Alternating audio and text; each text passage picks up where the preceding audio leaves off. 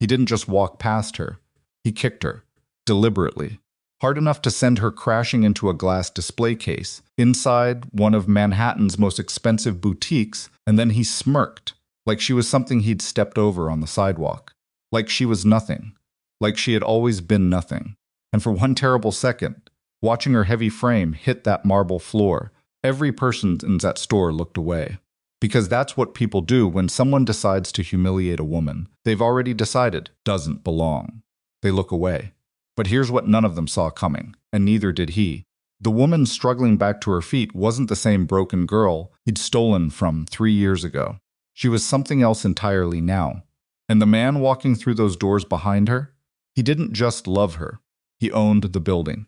Before you find out what happened next, if stories like this hit different for you, hit that subscribe button right now and drop your city and country in the comments below. I want to see exactly how far this story travels. Now let's go back to where it all began. Cufflinks weren't extravagant. That was the whole point.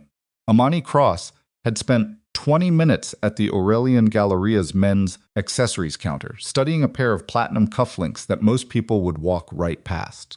No diamonds, no engraving, no flashy brand name stamped across the face.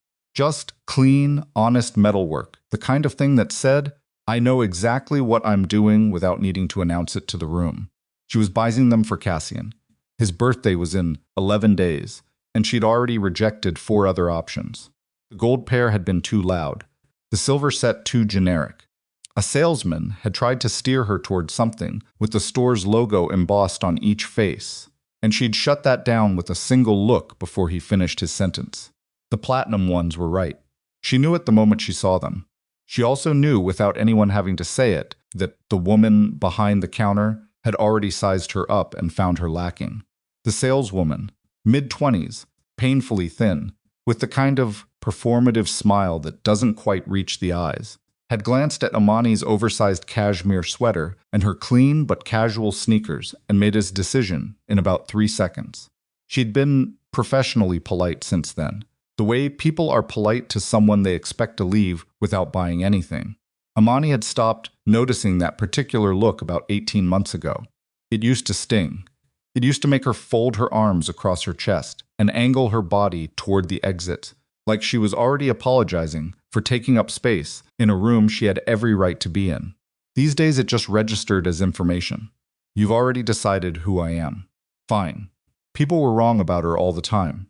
She'd long since stopped needing them to be right. I'll take these, she said, tapping the glass above the platinum set. The saleswoman's smile flickered, recalibrated. Of course. And will that be cash or card? Card, please. Imani reached into her bag. She wasn't in a hurry. It was a Thursday afternoon in October, the kind of day where the city feels like it's settling into itself, a little slower, a little cooler. The light coming through the Galleria's enormous windows at a low golden angle that made even the overpriced handbags look like they meant something. She liked days like this. She'd learned to like them only recently, after years of moving through the city with her head down and her shoulders rounded, trying to take up as little space as possible.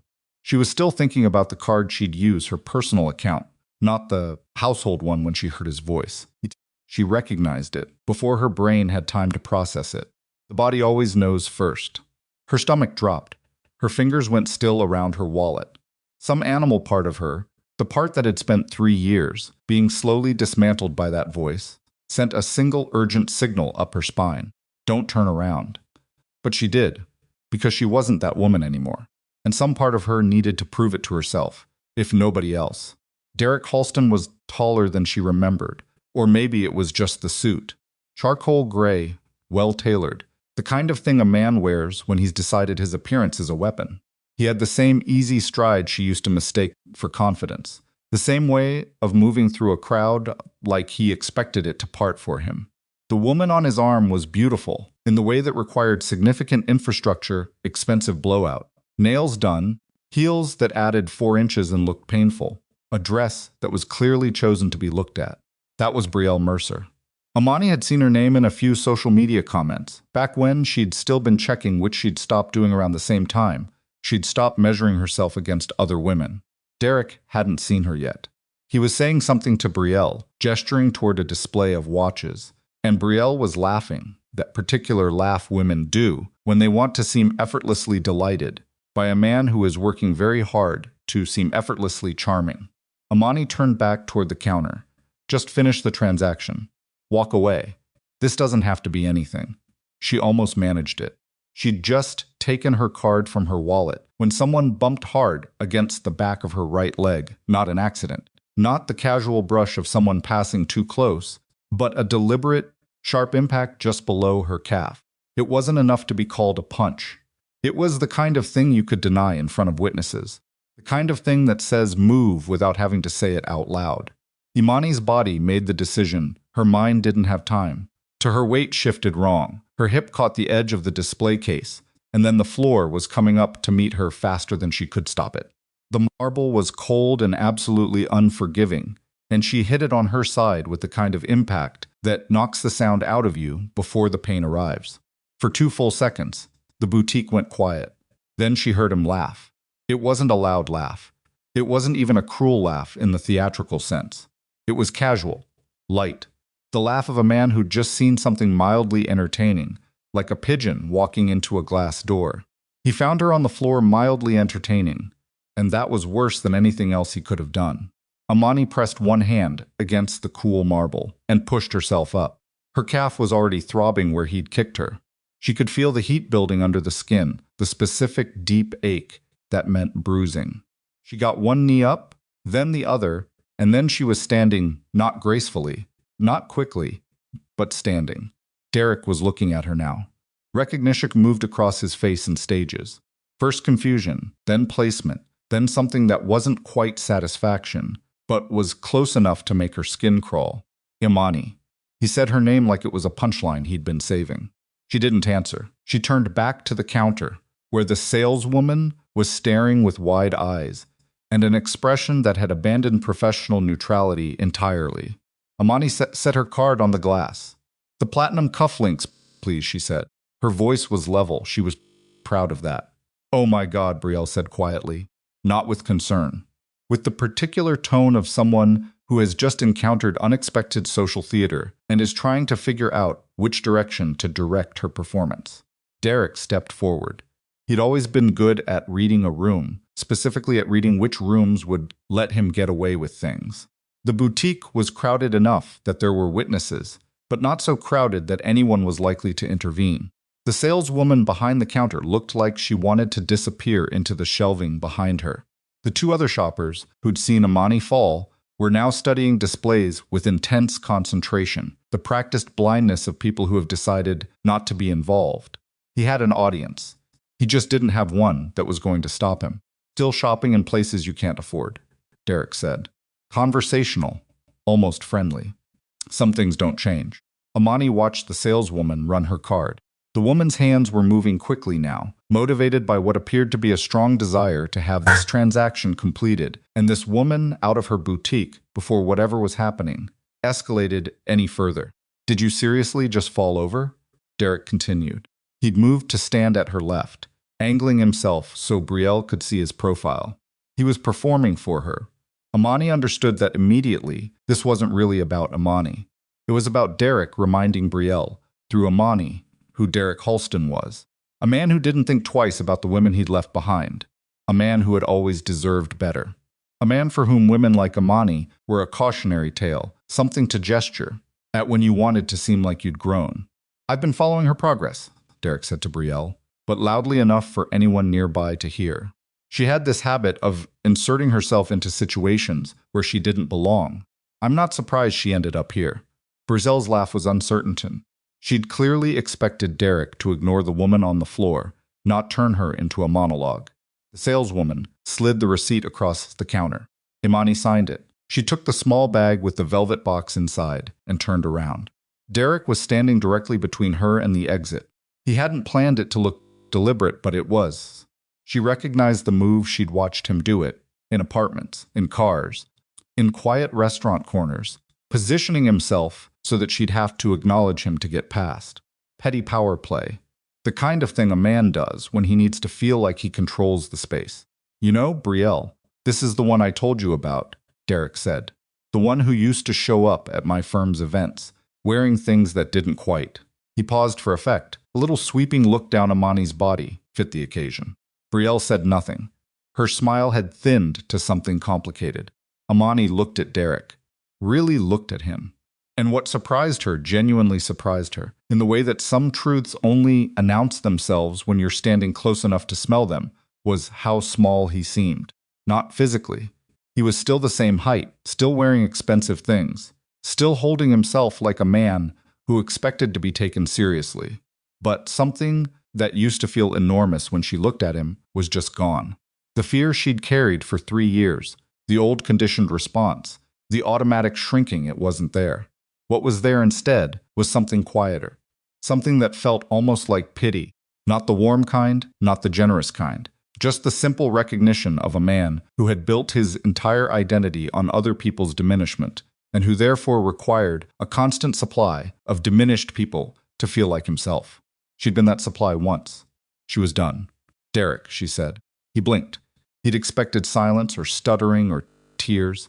He hadn't expected to be addressed by his first name, in a voice that calm. Move.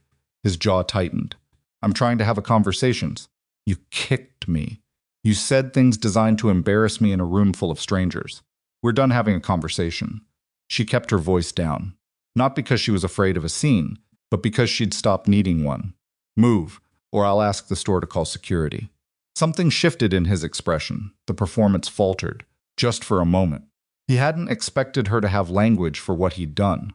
He hadn't expected her to name it plainly, without drama, without giving him something to argue against. Brielle had taken a small step back. She was watching Imani now with an that had stopped being social and started being something else, something private. You know what your problem always was? Derek said. His voice had dropped too, but for different reasons. The performance was gone. What was underneath it was uglier. You always thought you were something you weren't. You walked around like your size wasn't Derek. She cut him off clean. I know what I am. That's new, I'll give you that. But it's not actually the problem you're having right now. He didn't move. She waited. 1 second. 2. You really thought somebody important was going to choose you? He said. She met his eyes. Someone did, a pause. She let it breathe. That's not what saved me. Derek opened his mouth. He hadn't figured out yet what she meant, and that uncertainty was doing something to his face, the beginning of something that would eventually become understanding, and then something worse. He didn't get the chance to land on it. Because at that moment, a hand closed around his wrist. Not her hand. A large hand. A hand with the quiet, unhurried grip of someone who doesn't need to squeeze to make a point. Derek turned. The man standing behind him was not the kind of man who announced himself. He wasn't loud. He wasn't visibly threatening in the movie villain sense. He was simply very still, in the way that certain things are still a cable pulled to tension, a room before lightning. He was wearing a suit the color of charcoal smoke, and he was looking at Derek with the exact expression of a man who has already decided how this ends and is simply waiting for the other party to catch up. His eyes moved past Derek immediately. They found Imani. Did he hurt you? The question was quiet. It wasn't a performance. It wasn't directed at the room. It was directed at her, only at her, with the specific focused intensity of a man who is asking because the answer will determine what happens next. Imani's calf was throbbing.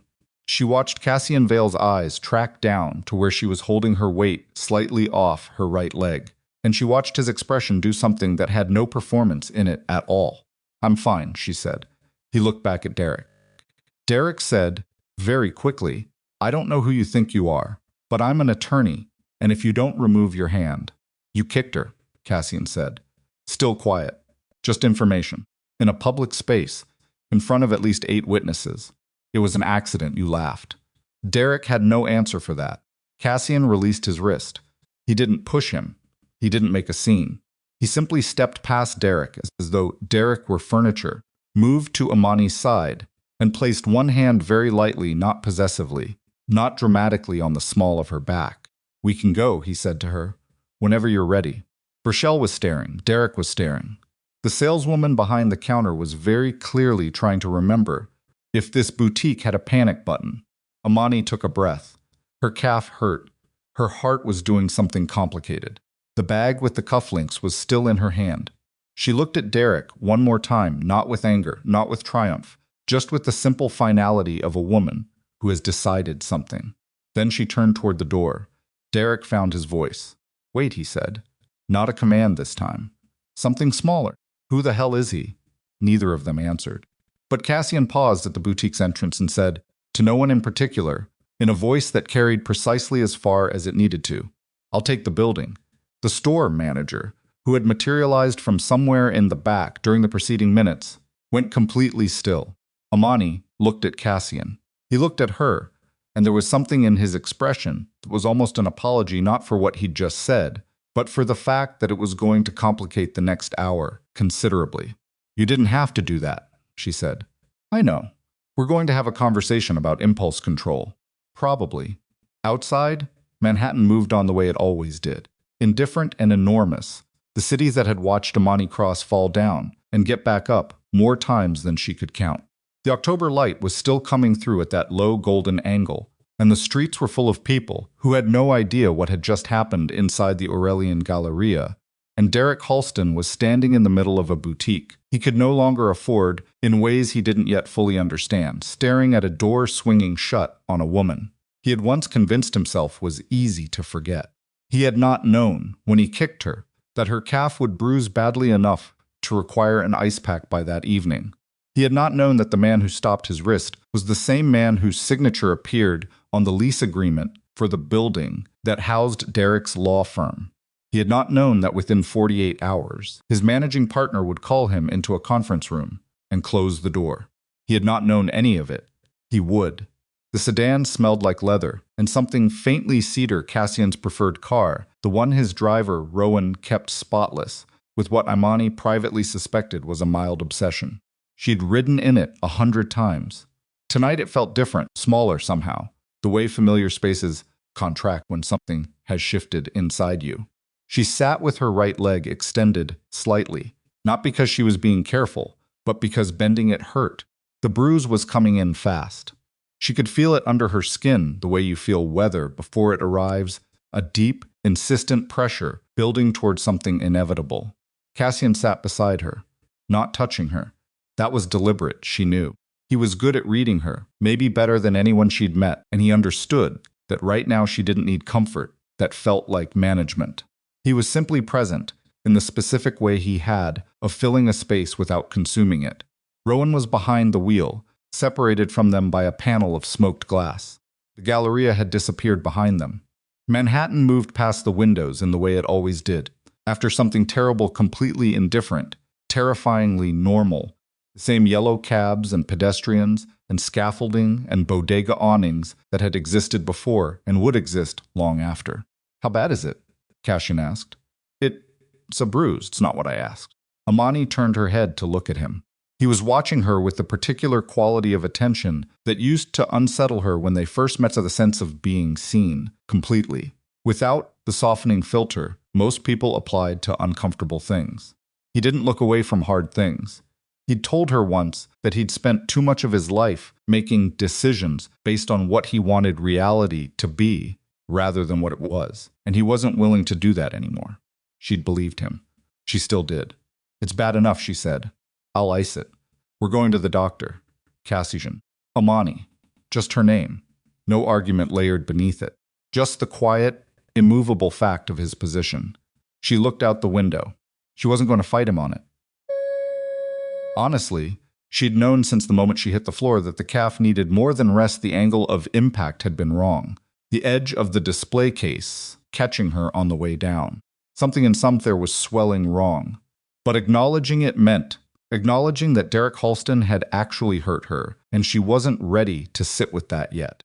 "He knew it was me," she said. Cassian was quiet. "When he kicked me, he saw me first. I could see it in his face. When he turned around, he'd already clocked me, and then kicked me anyway. It wasn't careless. He wanted to." She paused. "I need you to understand that I'm not telling you this so you'll do something about it. I'm telling you because I've been sitting with it for the last 10 minutes, and if I don't say it out loud, I'm going to keep turning it over and over in my head like something I should have predicted. You couldn't have predicted it. I know." Then why does it feel like you think you should have? She didn't answer right away. The city slid past. Someone on the sidewalk was walking 3 dogs, all pulling in different directions, the owner looking resigned in a way that suggested this was the permanent condition of his evenings. She watched them until they were gone. Because I knew what he was, she said finally. I knew it before I left him. I knew it while I was with him, if I'm being honest. And there's a version of me that keeps asking if I knew, why didn't I see this coming? Because knowing what someone is doesn't mean you've finished being surprised by it. Cassian said it without particular weight, the way you state something that is simply true. People who hurt others don't run on a schedule you can anticipate. They run on opportunity. You were there. He had an audience. That's all it was. She knew he was right. She hated that knowing something was right didn't make it feel right. Car turned onto a quieter block. Rowan was taking the long route to the private clinic on the east side.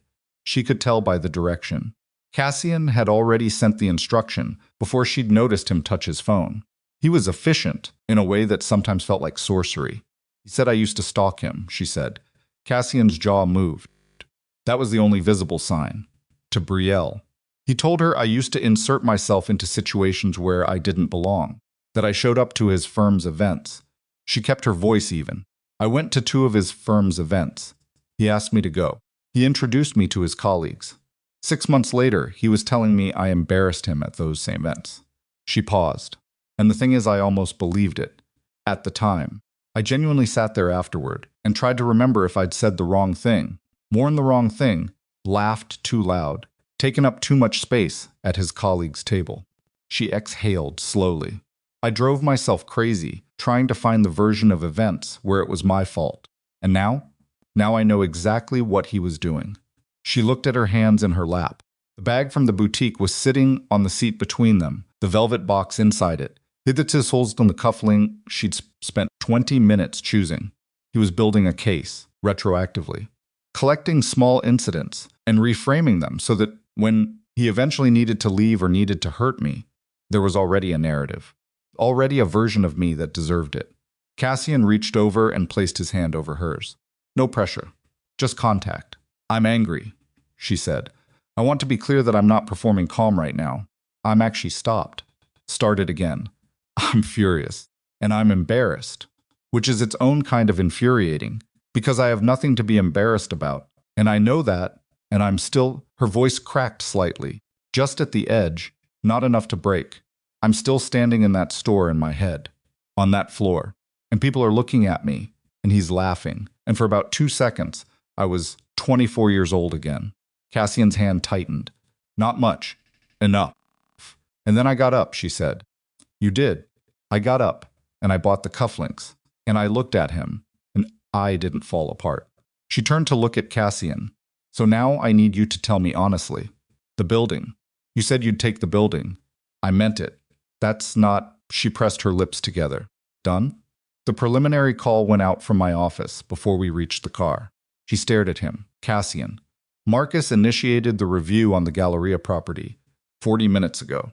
My attorney will have the formal offer to the current ownership group by morning. You're buying a boutique because a man was rude to me. I'm acquiring a property I've been considering for 8 months. A brief pause. The timing became more definitive. Imani looked at him for a long moment. There were things she could say. She'd said versions of them before. In the early months' conversations about proportion, about not using his network as a blunt instrument on her behalf, about the particular discomfort of being someone's priority when you'd spent years being nobody's priority at all. He listened to those conversations. He didn't always agree. They'd built something functional out of that disagreement, a marriage that operated, on its best days, like a genuine negotiation between 2 people who respected each other's stubbornness. And Derek's firm, she said. Cassian looked out his window. Cassian. His managing partner is a man named Aldrich. Jeffrey Aldrich. We've had an ongoing professional relationship for approximately 4 years. He's a careful man. He doesn't like surprises. What kind of surprises is he about to have? The kind that come from discovering that his firm's most visible associate publicly assaulted a woman in the Aurelian Galleria. He turned back to her. I didn't manufacture anything, Imani. I simply made certain that the Information was available to people who would find it relevant. She sat with that. Outside the windows, the city kept its permanent, chaotic rhythm. "And Brielle's family company," she said. This time Cassian was quiet for longer. "What do you hold on them?" she asked. "Debt," he said. "Structured in a way that makes it uncomfortable to be publicly associated with behavior like his." He paused. "Brielle Mercer is 27 years old. She's not responsible for what Derek Halston is. My interest there is limited to ensuring she has accurate information about the man she's engaged to." Imani exhaled. It was a complicated exhale, not relief, not disapproval, something layered with both. "You're going to take his whole world apart," she said. "He put his hands on my wife. He kicked me. In a store.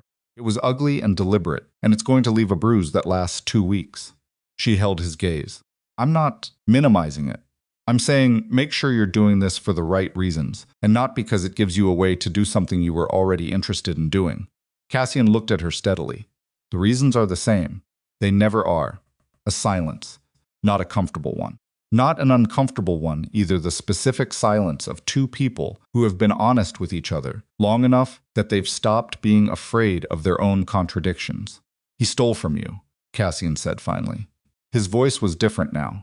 Quieter and less composed, which was more alarming in its own way, because Cassian composed was the baseline, and Cassian below baseline was something she'd only seen a handful of times. $600. When you had nothing. When you were working double shifts and eating wrong because you were sending money his direction. He stopped. His jaw was tight again. "He built his life on what you gave him, and then kicked you when you were inconvenient. That's..." He stopped again. "No. I'm not going to pretend I'm approaching this from a place of pure principle." Imani looked at her husband. She thought about the man she'd met at a benefit dinner 3.5 years ago, a benefit dinner she'd almost not attended because she'd been tired, and her dress had felt wrong that night, and she'd spent 40 minutes in front of her bathroom mirror, trying to convince herself that she had the right to be in the room. He'd approached her at the bar, not with the calculated opener of a man running a familiar play, with a question about the speech they'd both half listened to, a genuinely uncertain expression on a face that otherwise gave very little away, and the specific quality of interest of a person who was actually curious. She'd been suspicious for weeks afterward. Suspicious of his attention, of his consistency, of his patience with her when she couldn't stop apologizing for things that didn't require apologies. Old habits from the Derek years. She'd been waiting for the version of this man that matched the version she'd been trained to expect, the version that would eventually show her exactly what she was doing wrong. It had taken 8 months for her to understand that version wasn't coming. Another 4 months to believe it. She reached over and took his hand. "Okay," she said. He looked at her. "Okay," she said again. "Don't break Brielle's family company, and don't do anything that can come back on you legally." A pause. "Everything else, use your judgment." Something in his expression changed. Not relief exactly. Resolve, maybe. The sedan pulled up outside the clinic. The doctor's name was Alicia Fong, and she'd been seeing Imani for annual checkups for 2 years, which meant she had the particular quality of directness that comes from having previously delivered uncomfortable news to a patient and having that patient respond with something other than tears. She examined the calf, pressed in 2 places that made Imani's breath catch, and ordered an ultrasound to confirm there was no deeper damage before telling Imani that it was a significant contusion, deep tissue bruising, nothing structural broken, but the kind of injury that needed 2 weeks of reduced activity and would look spectacular by morning. "Was this reported to anyone?" Fong asked, her voice carefully neutral in the way that medical professionals are carefully neutral when they suspect an answer they're not going to like. "It will be," Cassian said from the chair in the corner. Fong looked at him, back at Imani. "It happened in a public place," Imani said, "with witnesses. It's being handled." Fong wrote something in her file. She didn't ask for clarification. She had the face of a woman who'd learned the hard way that pressing in the wrong direction in these moments did nobody any favors. She wrapped the calf, gave Imani a prescription for inflammation, and told her to keep weight off it for the first 48 hours. Then she stepped out to arrange the prescription, and the room went quiet except for the hum of the clinic's ventilation system. Imani was sitting on the examination table, The paper covering crinkled every time she shifted. She hated that sound. She'd always hated it. Cassian. When we get home, I don't want to talk about Derek anymore tonight. He looked up from his phone. I want to have dinner. I want to sit in the kitchen, not the dining room. She thought about it. I want something ordinary. Can we have something ordinary? He put the phone in his pocket. Yes. And I want to watch that series you said was slow. It is slow. I know. I want slow right now. He stood, crossed to where she was sitting, and placed both hands carefully on her face the way he always did when he was saying something he didn't have words for. It was the first gesture she'd ever trusted from him. The first one that hadn't made her flinch. Okay, he said. She leaned her forehead against his chest. Just for a moment. Paper covering crinkled. She didn't care. They had something ordinary that night. Cassian made pasta not well, but with genuine effort, which she'd learned was its own category of thing, and they sat in the kitchen under the low pendant lights, and the city was a sheet of light 60 stories below them, and they watched 2 episodes of the slow series before she fell asleep on the couch, with an ice pack secured against her calf by a bandage she'd rigged herself, Sids, because she disliked how the proper strapping felt. She didn't know, falling asleep, what was already in motion. She didn't know that Jeffrey Aldrich, Derek's managing partner, had received a phone call at 7:42 that evening from a contact he trusted, informing him of an incident at the Aurelian Galleria, involving one of his associates and a woman who happened to be married to Cassian Vale. She didn't know that Aldrich had sat for 11 minutes with that information before picking up his phone and calling Derek. Derek had answered on the second ring. He'd been with Brielle in the apartment she kept on the Upper West Side, and the evening had already been going wrong in ways he couldn't entirely account for. Brielle had been quiet since the boutique, not the comfortable quiet of a woman who was content, the compressed quiet of someone working very hard not to ask a question they already knew they weren't going like the answer to. So Derek had been managing it the way he managed most things, with carefully deployed narrative. He'd told Brielle, in the car afterward, that Imani had been unstable when they were together, that she'd had a difficult upbringing that left her with certain behaviors, certain patterns of jealousy and dependency. That what happened in the boutique was unfortunate, but not surprising. That the man who'd appeared, whoever he was probably someone Imani was merely since the same way she'd tried to manipulate Derek. Brielle had listened. She hadn't pushed back, but she hadn't fully exhaled either, and Derek could feel the difference. When Aldrich's name appeared on his screen, Derek excused himself to the balcony. Jeffrey. Easy. Controlled. Tell me what happened today. Aldrich's voice had no preliminary warmth. He was a man who led with pleasantries only when pleasantries served him. They weren't serving him tonight. Some kind of misunderstanding at a store. An ex of mine was there. It was uncomfortable. I won't pretend otherwise. But a woman fell. Witnesses say she was kicked. She tripped. I was nowhere near Derek. The flatness in Aldrich's voice stopped the sentence clean. I'm going to ask you one question, and I need you to understand that what you say next will determine what happens to both of us over the next 48 hours. Do you understand me? The balcony was cold. The city below it didn't care. Derek's hand tightened on the railing. Yes, he said. Is that woman connected to Cassian Vale? A pause. 3 seconds 4, during which Derek's mind ran through several permutations of available answers.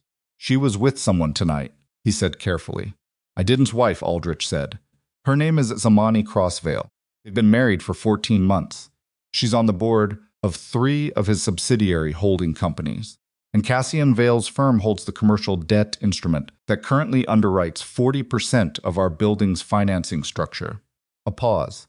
Which means that if Mr. Vale decides to call in what we owe him, which he can, Derek, the contract language is structured in a way that our attorneys somehow failed to flag. We have approximately 90 days before we have a building problem. Cold felt different now. I didn't know, Derek said. I understand you didn't know. Aldrich's voice had acquired an edge that Derek recognized he'd heard it applied to other associates over the years, usually right before those associates stopped being associates. Miss, what I need to know is what you actually did in that store, not what the narrative becomes. What you did. Derek said nothing. Derek. It wasn't. It was a moment I lost my temper. She was standing there, like nothing had changed, like she had every right to be. He stopped. ran his hand through his hair. On the other side of the glass door, Brielle was visible on the couch, her back to him, very still. I didn't think she was anyone. She's not anyone. Aldrich's voice had gone completely flat, and that's the problem you've created. The balcony door slid open behind him. He turned. Brielle was standing in the doorway with her coat on. Not her indoor cardigan. Her coat. The charcoal wool one she'd been wearing that afternoon, which she must have found and put back on while he was on the phone, which meant she'd been preparing to leave while he was talking, which meant she'd heard enough. "I'm going to stay at my sister's," she said. Her voice was absolutely steady. "Brielle, I'm not fighting with you tonight. I'm tired." She looked at him. "That woman didn't trip. I was standing right there, Derek." She said it simply, without heat, which was somehow worse than heat. "I saw your foot move." He had no answer. "I'm going to need some time to think," she said. "Don't call me tonight." She went back inside. He heard the apartment door open and close with the quiet finality of someone who had decided something. On the phone, Aldrich was still there. "Handle this," Aldrich said. "I don't care how. Make it go away. Because if Cassian Vale decides to become interested in our firm's operational history, we have other conversations that will need to happen very quickly, and those conversations are going to involve your name in ways that are not going to be comfortable for anyone." A pause. "Do you understand me?" "Yes," Derek said to the cold air, and the city below it, and the phone in his hand. "Good night, Derek." The call ended. Derek stood on the balcony for a long time. The apartment behind him was dark. Brielle was gone. His reflection in the glass door stared back at him, distorted slightly by the curve of the pane, and he didn't particularly like what he saw in it, but he couldn't look away either. He'd built very careful things over the years. His reputation, his position at the firm. The particular version of Derek Halston that existed in the minds of people who mattered a man on the way up. Clean hands, correct associations, a future that was being assembled piece by careful piece. He'd known, somewhere low and quiet, that some of the architecture of that version was built on foundations he'd rather not examine. Imani's money, during law school. The way he'd leaned on her capacity to believe in him, years after he'd stopped believing in the version of himself he was presenting to her. He'd told himself those were the kinds of things everyone did, the kind of compromises that a certain kind of ambition required. He'd also told himself that Imani Cross was nobody, that she'd stay nobody, that her trajectory was fixed by the same limitations he'd been so efficient at convincing her she had, and that the woman who'd quietly financed his first 2 years of professional life would spend her remaining years somewhere unremarkable, in clothes that almost fit, apologizing to people who hadn't asked for an apology. He'd been wrong. He understood that now, standing on the balcony of an apartment that suddenly felt much colder than it had an hour ago, with a managing partner's warning still vibrating in his ear, and the specific shape of what he'd done in Cheffamans like something he couldn't metabolize. He'd looked at the woman on that boutique floor and seen exactly what he wanted to see. He'd been looking at Imani Crossvale. He went back inside, poured himself 2 fingers of whiskey, stood in the kitchen, drinking it while his phone screen lit up with text from a number he didn't recognize. He almost didn't read it. Something in him knew it wasn't going to help. He read it anyway. It was 4 words. "This isn't over yet." He stared at the screen until it went dark. In the morning, Jeffrey Aldrich would call a meeting of the firm's senior partners. Derek's name would appear on the agenda twice, once as the subject of a disciplinary review, and once in relation to a financial exposure inquiry that had been, until 48 hours ago, theoretical.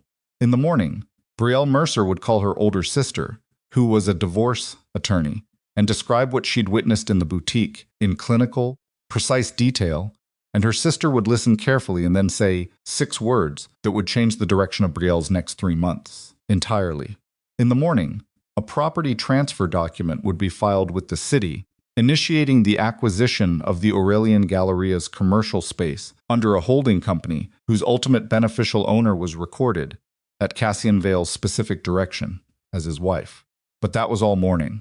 Tonight, in a kitchen 60 stories above Manhattan, Imani Crossvale was asleep on a couch with an ice pack against her calf and the television still running the slow series neither of them had finished. Cassian was sitting in the armchair across from her, not sleeping, his jacket off, and his cufflinks the new platinum ones. Already, he'd opened the box while she was asleep sitting on the coffee table in front of him. He was on the phone. His voice was very quiet. "I need everything we have on Halston's case history," he said. "Not just firm records. Personal. Financial. The loan he took from a private source in 2019. I want to know exactly who was on the other end of that arrangement and whether they're still attached to it." Pause. No, don't move on it yet. He looked at Imani, at the ice pack, at the way she was holding her right leg slightly extended, even in sleep, the body protecting itself from pain it had already experienced. "Just know where it is. I want to be able to reach it if I need to." Another pause. "Yes," he said. "That's correct." He ended the call. He put the phone down.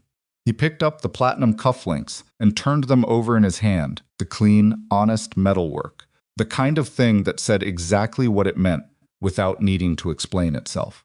He set them back on the table. Outside the windows, Manhattan kept its permanent fever, and somewhere across the city, in a suddenly very cold and very empty apartment, Derek Halston poured himself a second glass of whiskey and understood, for the first time with real clarity, that the woman he'd kicked off her feet in a boutique that afternoon was not going to be easy to. Derek didn't sleep. He knew this going in the moment Brielle's apartment door clicked shut behind her. He'd understood that sleep was no longer an available option. The way you understand certain things not through reasoning, but through the body's refusal to pretend. His hands were steady. That was the thing about Derek Halston that most people who knew him professionally would have cited as a strength. He didn't shake. He didn't visibly unravel. He'd learned early that a man who looked shaken was a man who'd already lost half the argument, and he'd spent 15 years cultivating the particular stillness of someone who had everything under control. Inside, it was a different architecture entirely. He sat in Brielle's kitchen because it was still, technically, a place where he had a key and a drawer and a coffee mug with his name on it, and he drank the second whiskey, and then the third, and he turned his phone over and over on the marble countertop without looking at the screen, and he thought about the forward words that had arrived from a number he didn't recognize. This isn't over yet. He'd told himself somewhere around the second drink that it was nothing. A wrong number. Someone's idea of drama. But the timing was too precise, and precision like that didn't happen accidentally, and Derek Halston had spent enough years in conference rooms reading the difference between coincidence and to know which one he was looking at. Someone had sent that text within 40 minutes of the boutique, which meant someone had been watching, or had been told, or had been positioned to know. He pulled up the number in his contacts. Unknown. He ran it through the reverse lookup app he kept on his phone, a tool he'd quietly acquired during a particularly contentious divorce case 2 years prior, when a client's estranged spouse had been leaving similar messages. The lookup returned nothing. Clean number. Prepaid, probably. The kind of thing that cost $11 at a pharmacy and left no trail. Professional. He put the phone face down on the counter. Then he picked it up again and called his own attorney. Raymond Choi answered on the fourth ring, with the particular tone of a man who had sleep and was not interested in pretending otherwise. "It's almost midnight, Derek. I have a situation." Pause. The sound of sheets moving. What kind? Civil exposure. Potentially criminal, though I don't think it gets there. Physical altercation in a public space I was. He stopped. Chose his words. I was the initiating party. Witnesses present.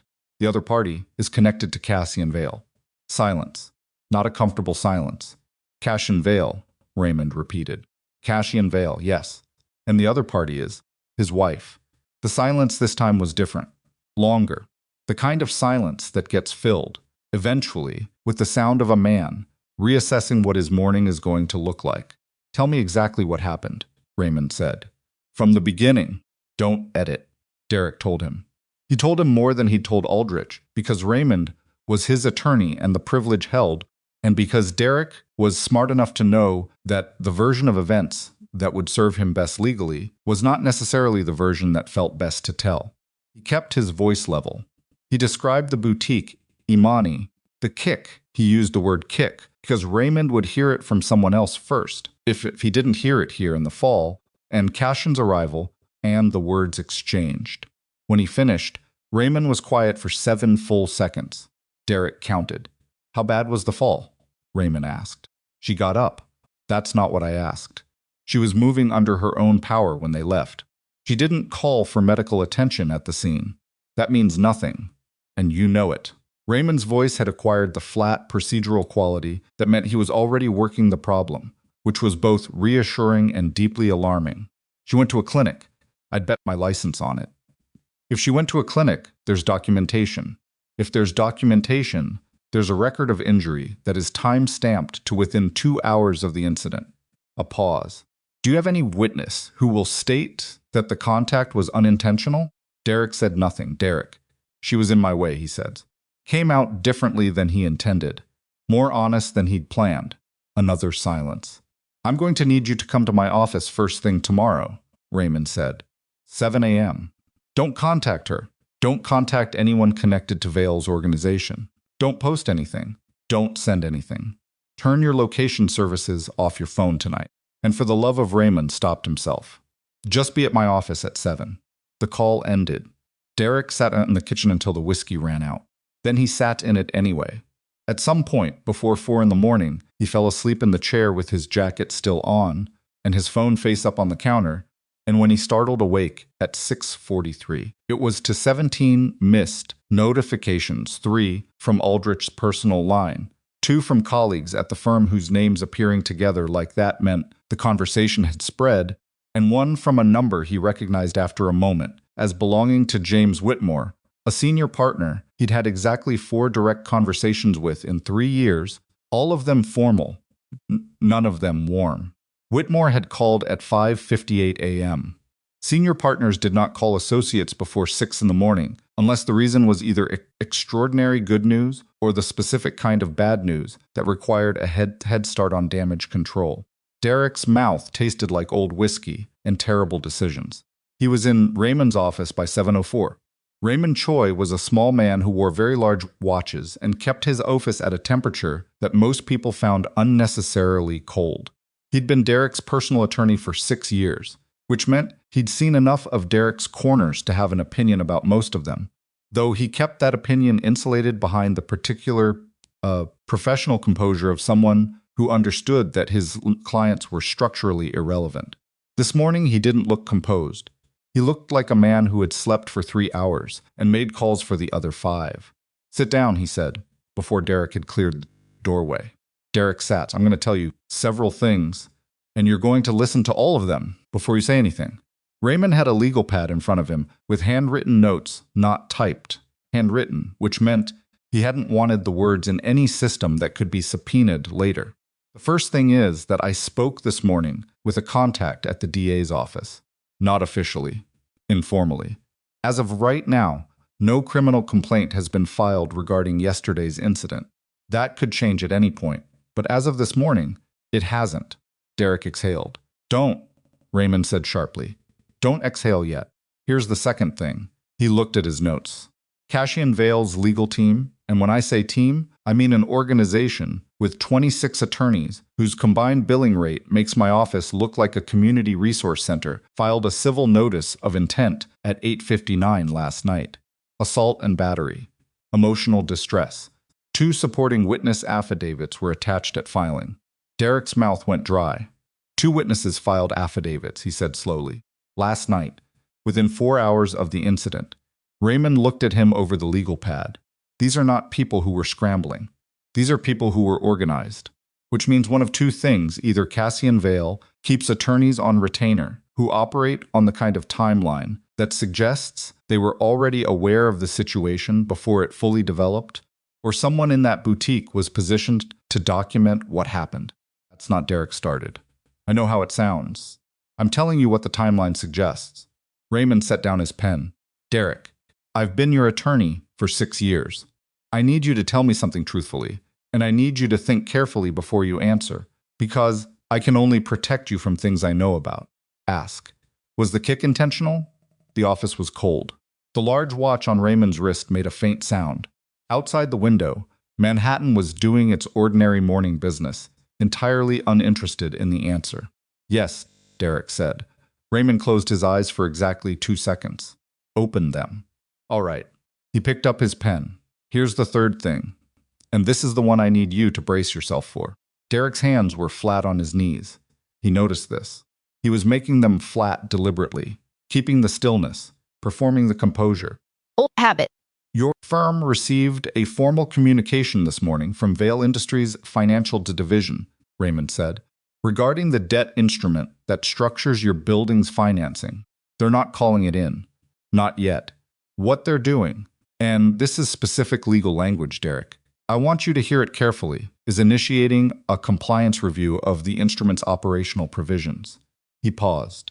Which is the kind of review that, if it proceeds to its conclusion, will expose certain provisions in the original debt structure that your firm's partners were apparently not fully aware of. What provisions? Raymond looked at him. The instrument has a behavioral clause. It was buried in a 2021 addendum that nobody paid adequate attention to at signing. It states that the debt terms remain favorable, as long as no principal at the borrowing entity is found to have engaged in. He looked at his pad conduct materially harmful to any individual directly, connected to the lending entity or its principals. The room was very quiet. His wife, Derek said, is directly connected to the lending entity. Raymond's voice was completely without inflection. You kicked the wife of the man who controls your firm's building debt, Derek, in a public space, in front of documented witnesses. And the contract your firm signed has a clause that your partners didn't read carefully enough that makes that fact operationally significant. Derek looked at the far wall. There was a framed print there, something abstract, blues and grays that he'd never noticed before in 6 years of sitting in this office. He noticed it now with the specific hyperfocus that arrives when the larger thing in front of you is too large to look at directly. Aldrich doesn't know about the clause, Derek said. Aldrich found out at 6 this morning. That's why he called you 3 times. Raymond paused. He is not in a good place emotionally. And Whitmore? James Whitmore is the managing partner who originally signed the 2021 addendum. He's in a worse place. Raymond leaned back. Derek, I want to be clear with you about something. My ability to help you here is real, but it is not unlimited. What you're facing is not a single problem. It's 3 simultaneous problems that are interconnected in a way that makes solving any one of them independently very difficult. Break them down. First, the civil suit. Assault and battery with witness documentation and a clinic record of injury. Vale's attorneys will push for significant damages. The behavioral clause may or may not be admissible as evidence of a pattern, depending on the judge, but the fact of the injury is going to be hard to argue against. He ticked it off on his pen hand. Second, your firm. Aldrich is going to have to make a decision about your employment status before the compliance review concludes, because keeping you on during an active civil suit in which your employer is financially implicated is a liability that the firm cannot absorb. I want you to be prepared for that conversation. He ticked again. Third, Brielle Mercer. Derek looked up sharply. Her sister is Constance Mercer Walsh, Raymond said, who is a family law attorney with 17 years of experience and a reputation I am personally aware of. He paused. Brielle called her last night. I know this because Constance called my office at 6:45 this morning. As a professional courtesy, he let that land. She told me that Brielle witnessed the incident and has given a full account. She also told me that Brielle's family holds a secondary interest in a real estate development project that has significant overlap with Vale's eastern portfolio. He looked at his notes again, then looked up. Brielle Mercer is not collateral damage, Derek. She's a witness, a former fiancé, and now a liability to you, in ways that are going to be very difficult to untangle. Derek sat very still. She told her sister she saw my foot move, he said. I know. I thought she was inside. She wasn't. The clock on Raymond's wall moved. A car horn somewhere below, brief and annoyed. The ordinary sounds of a morning that was proceeding exactly as all mornings did, indifferent to the fact that Derek Halston's carefully constructed life was coming apart at the structural level, not dramatically, not all at once, but with the specific incremental precision of something that had been planned. Someone sent me a text last night, Derek said. 4 words. Unknown number. This isn't over yet. Raymond wrote it down. When? Within 40 minutes of leaving the boutique. Unknown prepaid? Look up returned nothing. Raymond wrote something else. Underlined it. I want to be honest with you about what I think is happening, he said. And I want you to understand that this is my read, not a certainty, because I'm working with incomplete information. He set his pen down. I think Cassian Vale knew you'd be there. The words landed strangely, not like an accusation, like a key turning in a lock that Derek hadn't known existed. He stopped. That's not possible. I didn't know Imani would be there. I'm not saying you planned it. Raymond's voice was patient, the way it was pitched, when he was explaining something he needed a client to absorb before they reacted. I'm saying Vale may have known. Imani's movements are. She is the wife of a man who runs a security operation. Her schedule is not unprotected. He paused. The 2 witness affidavits filed within 4 hours. The text message. The speed of the legal action. These things suggest that when the incident occurred, the response was not improvised. It was deployed. Derek stared at him. He was waiting for me to do something, he said slowly, or he stopped, started again, or he was waiting for me to do this. I think it's possible, Raymond said, which means I think it's possible that the incident was documented more thoroughly than 2 witness statements. I think it's possible that you are currently in the center of a situation that was prepared for before you walked into that boutique. The cold of the office was different now. Not the clinical cold of the thermostat. Colder cold of understanding that the thing you walked into was not accidental. She was shopping, Derek said, more to himself than to Raymond. She's buying cufflinks for him. Yes. She wasn't. She didn't see me come in. She had her back to the entrance. She wasn't watching for me. No, Raymond agreed. I don't think she was. He picked up his pen again. I think she was doing exactly what she appeared to be doing. Shopping. Living her life. He looked at Derek steadily. I think what happened next was entirely your decision. And I think Cassian Vale understood, based on some prior intelligence about your behavior and your patterns, that if his wife and you were in the same space at an unguarded moment, you were likely to make a decision that would give him everything he needed. Derek's jaw was tight. The thing in his chest was moving, the thing he'd been managing since last night, the knowledge he'd been keeping at arm's length, with whiskey and composure and the performance of control. It was moving toward his throat now. He set me up, Derek said. You set yourself up, Raymond said. Not unkindly. Just precisely. He created the conditions. You made the choice. A pause. In my experience, that distinction matters very much legally and not at all practically. Derek stood up. He needed to move. He walked to the window. Raymond's office was on the 14th floor. Not high enough for the view to be dramatic, but high enough to see 3 crossings of traffic simultaneously. The city in its perpetual negotiation with itself. Put one hand on the glass. What do I do? He said. First, nothing public. No statements, no social media, no calls to anyone connected to the boutique or to Imani Crossvale. Raymond was at his desk, still writing. Second, I'm going to reach out to Vale's attorneys today. Not to negotiate the civil suit, it's too early for that, and it would signal weakness. To establish professional communication and slow the timeline if possible. He paused. Third, and Derek, I need you to hear this very carefully. You need to prepare yourself for the conversation with Aldrich. It is coming today, probably before noon. Derek kept his hand on the glass. The traffic below moved in the patterns it always moved in. A woman on the sidewalk was eating something from a paper bag while walking, and she had the particular focused expression of someone who had 17 things to do before 10 a.m. and was not allowing the eating to slow any of them down. He watched her until she disappeared from his angle of view. If they let me go, he started. When? Raymond said gently. Plan for when? Derek turned from the window. I need to talk to Imani, he said. Raymond looked up sharply. Absolutely not. Not through you. Not legally. Directly. He stopped. Worked out what he actually needed, which was harder than it sounded. I need her to understand that this isn't. He was losing the sentence. That never happened to him. Words were the one thing Derek Halston had always been able to arrange. She thinks I'm still what I was 3 years ago. Aren't you? Raymond said. Quiet. Not cruel. Just the question. The office was very cold. Derek had no answer. That was new too. He left Raymond's office at 12.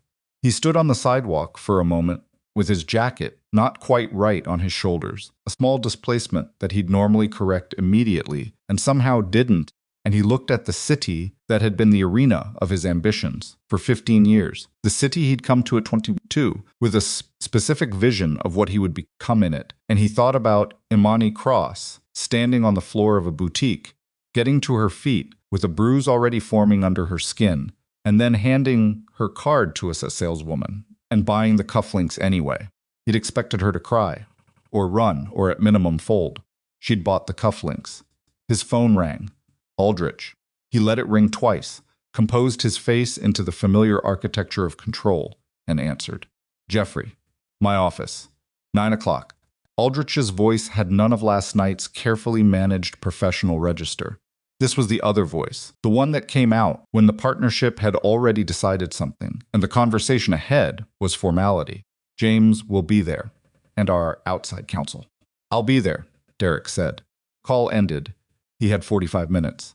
He used 12 of them to stand on the sidewalk, with the city moving around him, running through every variation of the conversation, ahead every approach, every counter, every version of Derek Halston he could present in that conference room.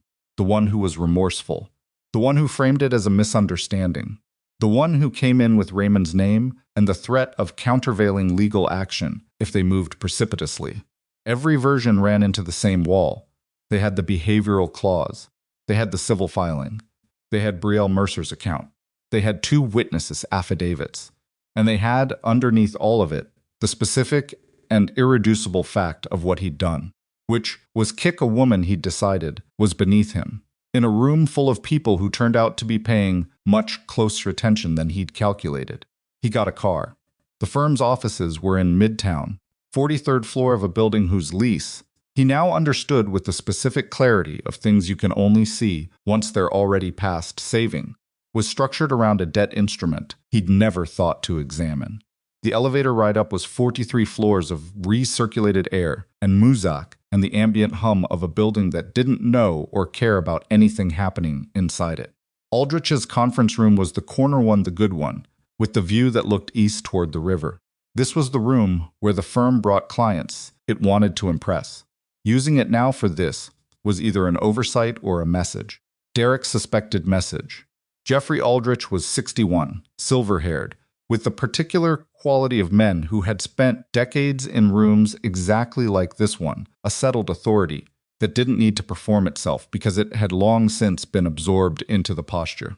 James Whitmore sat to his left, a man in his mid-50s who looked like he'd been awake as long as Derek had, and was handling it with considerably less grace. The outside's counsel was a woman Derek didn't recognize, late 40s, dark suit, a legal pad in front of her that was already half covered in handwriting. Derek sat. No pleasantries. Aldrich had said they'd have the conversation at 9, and it was 9:03, and they started at 9:03. We've completed our preliminary review of the situation, Aldrich said. I want to be direct with you, because I think you deserve directness at this point, and because the time for anything other than directness has passed. He folded his hands on the table. Effective this morning, your employment with this firm is suspended pending the outcome of the civil action filed against you yesterday evening. Derek said nothing. Suspended, not terminated, Whitmore said. He was looking at the table when he said it. At this juncture, the distinction matters for the purpose of your benefits and your pending casework, which will be redistributed to James. Aldrich's voice flat. Whitmore stopped. Aldrich looked at Derek. I want you to understand something clearly. This decision was not made because we believe the worst of you. It was made because the firm cannot absorb the liability of your continued active presence while this action is unresolved. The behavioral clause in our debt instrument has been reviewed by our counsel. He nodded toward the woman with the legal pad, and the assessment is that the clause is enforceable and that the incident as documented constitutes a material trigger. I understand, Derek said. Do you? Aldrich's eyes were steady, not unkind, old and tired and steady. Because I want to make sure you understand that this isn't the end of the conversation. It's the shape of it right now. If the civil action resolves in a way that doesn't establish liability, if Vale's team settles quietly, if the witnesses recant, if something shifts we revisit, the door is not sealed. He paused. But Derek, if you have any idea of approaching Imani Crossvale directly, or attempting to pressure any witness, or reaching out to Brielle Mercer beyond what your attorney advises. I'm not going to do any of that, Derek said. Aldrich looked at him for a long moment, kind of look that wasn't disbelief exactly more.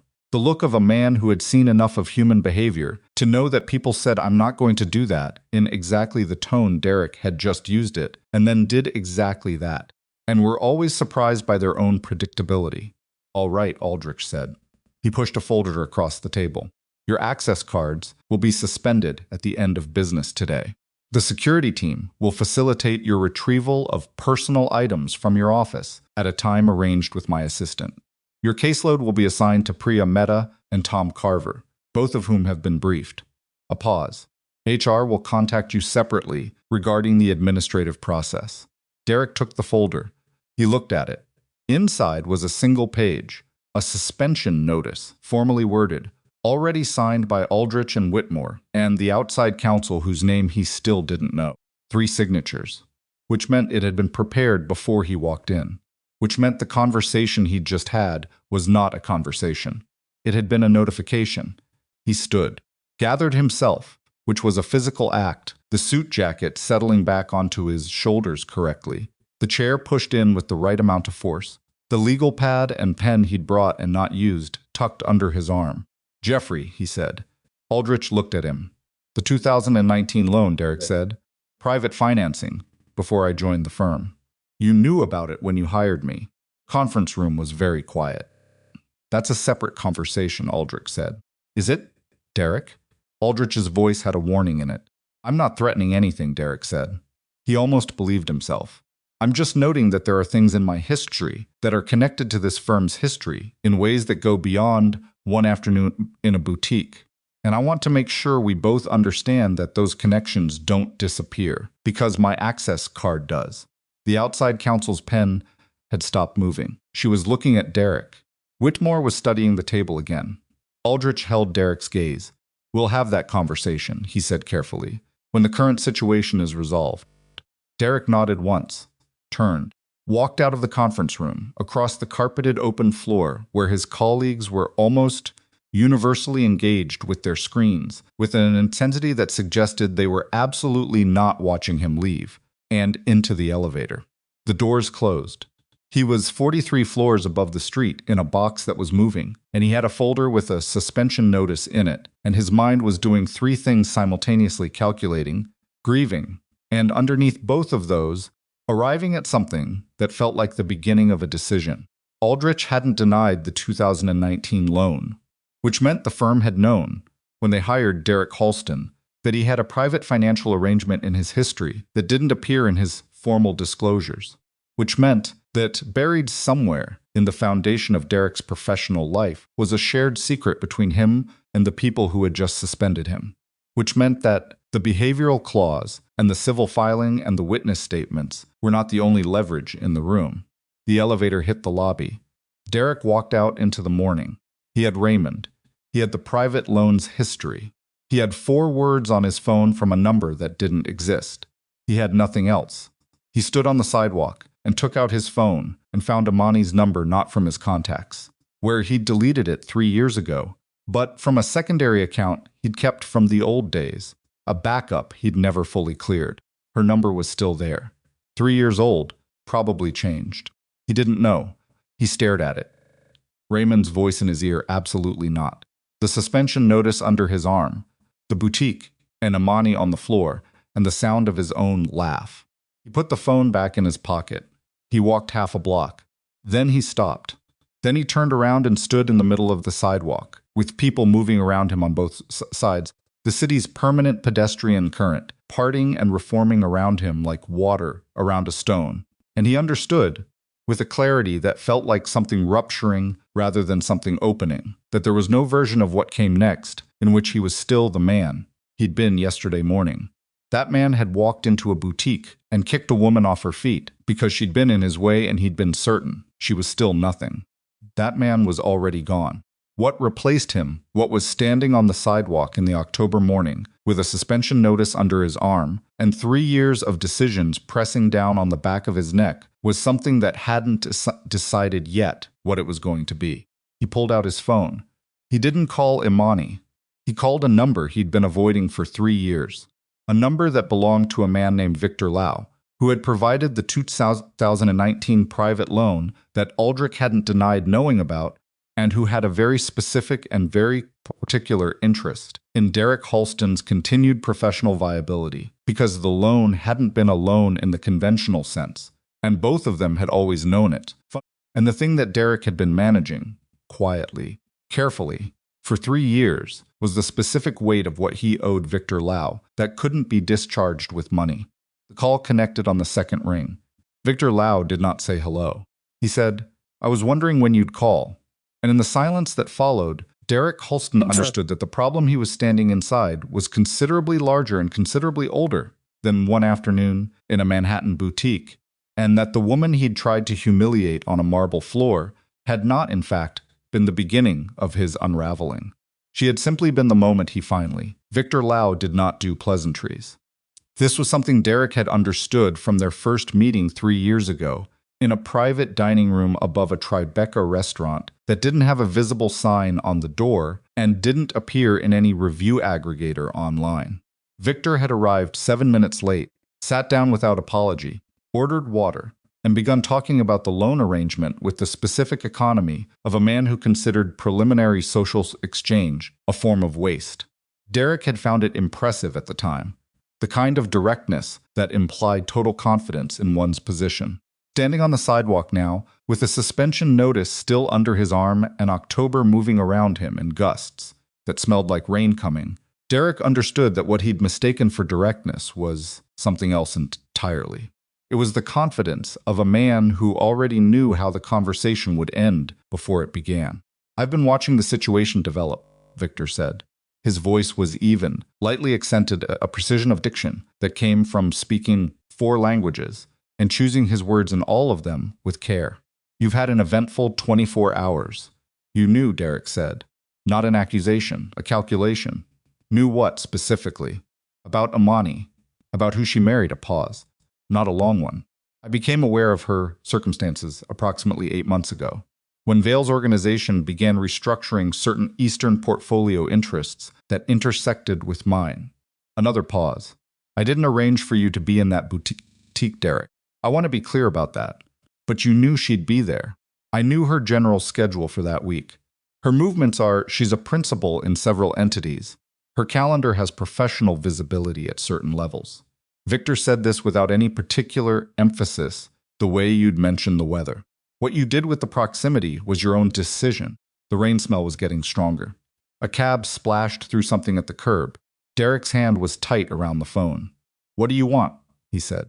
"A conversation," Victor said. "In person. Today." "I'm in the middle of Derek." The first time Victor had used his name in the call, and it landed differently than names usually did. "Waited. You called me. Which means you understand that the situation you're currently in has dimensions you haven't fully mapped yet. The firm, the civil action, Aldrich's history with the 2019 arrangement." A brief pause. "And one additional dimension that you don't know about yet, which is the reason I'm suggesting we meet today rather than at your convenience." Something cold moved through Derek's chest that had nothing to do with the October air. "What dimension?" he said. "In person," Victor said. 4 o'clock. The address I'll send you. Come alone. Don't tell your attorney where you're going." A pause. "I know that last part contradicts what Raymond Choi would advise. But Raymond doesn't know what I know, and if you arrive with representation, the conversation I'm willing to have becomes a conversation I'm not willing to have. Your choice." The call ended. Derek stood on the sidewalk for 40 seconds, counting them without intending to, while the city completed its morning business around him. Then he put the phone in his pocket and started walking, not toward anywhere specific, just walking because movement was the only thing that felt like it was doing something, and doing something felt better than standing still, with the weight of the morning pressing down on him from all directions. He walked 6 blocks before he realized his jacket was open, and the October wind was getting through. He didn't fix it. At 9:47 that morning, Imani was sitting in the kitchen of the penthouse with her right leg elevated on a second chair and a cup of coffee cooling at her elbow, reading through the property transfer documents that Marcus had emailed overnight. The Aurelian Galleria acquisition had moved faster than she'd expected She'd thought Cassian meant it as a statement, the kind of grand gesture that would be walked back to something more measured in the morning. Instead, the preliminary filing had gone through at 8:59 the previous evening, and the formal offer had been delivered to the Galleria's ownership group by 7 a.m., and her name was on the holding company paperwork, in the specific way that Cassian arranged things when he meant them completely and not at all symbolically. She turned a page. The calf was wrapped and elevated and throbbing at a consistent, manageable level that the anti-inflammatory had reduced from yesterday's sharp insistence to a duller, more navigable pressure. She'd been up since 6. Cassian had left at 7:45, after pressing his hand against her face in the hallway and looking at her for a moment in the way he sometimes did when he was saying something he didn't have the language for, before his driver took him to the first of 3 morning meetings. She'd spent the first hour alone reading the documents. The second hour on a call with her financial advisor, a woman named Preetha Joshi, who had been managing Imani's personal portfolio for 14 months, and who had the quality of someone who treated money as information rather than status, which was the quality Imani had been specifically looking for when she found her. The boutique acquisition changes your real estate exposure somewhat, Preetha had said, in the careful voice of someone presenting a fact and not a judgment. Not dramatically. But the public nature of the circumstances might attract attention to your portfolio structure, depending on how the civil action develops. I'm aware, Imani had said. Do you want to rebalance anything preemptively? No, Imani had said. I want everything to stay exactly where it is. I want it on record that the portfolio was structured before yesterday, and that I didn't move anything in response to what happened. Preetha had been quiet for a moment. That's a very specific kind of thinking. I've had good teachers, Imani had said. Now at 9:47, she turned another page of the transfer documents and heard her phone buzz with a text from a number she didn't recognize. She looked at it. We need to talk. Not about yesterday. About what comes before yesterday. I'm not going to contact you again after this. But there are things you need to know about your husband's interest in your situation that didn't start when you married him. She put the phone down, picked it up again, read it again. Then she called Marek Sloan, who was Cassian's head of security and who operated with the specific efficiency of someone who had been doing sensitive work for a long time and had stopped needing to be told what qualified as significant. Mrs. Vale. He answered on the first ring, always. I just received a text from Derek Halston. She read it to him, word for word. I want to know how he got a number that I've only had for 8 months, and I want to know what he means by what comes before yesterday. A brief pause on Marek's end. The specific pause of someone who is choosing between 2 available categories of answer. I'll look into the number, he said. Marek. Mrs. Vale. You paused, she said. When I said what comes before yesterday. Another pause. Shorter, but still there. I'll need to speak with Mr. Vale first, he said. Before I can address that part of it. Imani looked at her coffee. It was completely cold now. Get him on the phone for me, she said. Now please. Cassian was in a meeting. He took her call anyway. She could hear the brief, murmured excuse he made to whoever was in the room with him, and then the sound of a door, and then his full attention on the line. What happened? He said. She read him the text. The silence that followed was different from the silence she was used to from Cassian. His silences were usually the silences of a man processing information ordered, purposeful, leading somewhere. This silence had a texture she didn't recognize, something tighter in it. Come home, she said. It wasn't a request. I'll be there in 20 minutes, he said. He was there in 16. She heard the elevator. Before she heard him, the particular sound of the express car, the one that required a specific key code, the one that opened directly into the penthouse rather than the lobby. Then the doors, and his steps across the hardwood, and he appeared in the kitchen doorway, still in his coat, which meant he hadn't stopped at the closet. He looked at her leg first, then her face. Sit down, she said. He sat. Across from her, which was deliberate, not beside her, not in the adjacent chair, but directly across, the full width of the kitchen table between them. She needed to see his face clearly. Tell me, she said. Cassian placed both hands flat on the table. She'd seen him do this in photographs from business negotiations. It was a grounding gesture. She'd realized early in their marriage, something he did when he was organizing himself for a conversation he'd rather not have. "I need to ask you something first," he said. "No," she said. "You don't get to ask questions first. Not on this one." "Talk," he looked at her. She held his eyes. They'd had exactly 3 conversations in 14 months that felt like the specific weight of something unresolved between 2 people who had built honesty into the foundation of their marriage, and were now sitting at the edge of a moment where honesty was going to cost something real. "I knew Derek Halston before you told me about him," Cassian said. Kitchen was very quiet. "Define new," Imani said. "I was aware of him. His name. His history." Cassian kept his hands flat on the table. "There is a man named Victor Lau who's intersecting financial interests with mine in several markets. About 8 months ago, Victor's name came up in a due diligence process related to an acquisition I was considering. In the course of that review, my team traced a private loan arrangement from 2019. The loan had a specific origin. It came from one of Victor's subsidiary vehicles, and the recipient was Derek Halston." He paused. "In tracing the arrangement, my team found background on Halston, who he was, his professional history, and his personal history, which included a prior relationship with a woman named Imani Cross." He held her gaze. "Who was at that point my wife." Imani's hands were in her lap. She was making them still. She was aware of this. "You found out that my ex had a financial arrangement with a man whose interests overlap with yours," she said slowly. "Yes. 8 months ago. Yes. And you didn't tell me." The question didn't need a particular tone because the answer was in the room already, obvious as the cold coffee at her elbow. "No," Cassian said. "I didn't tell you." He exhaled.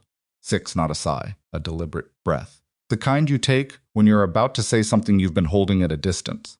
Because at the time, the information felt like noise. Historical.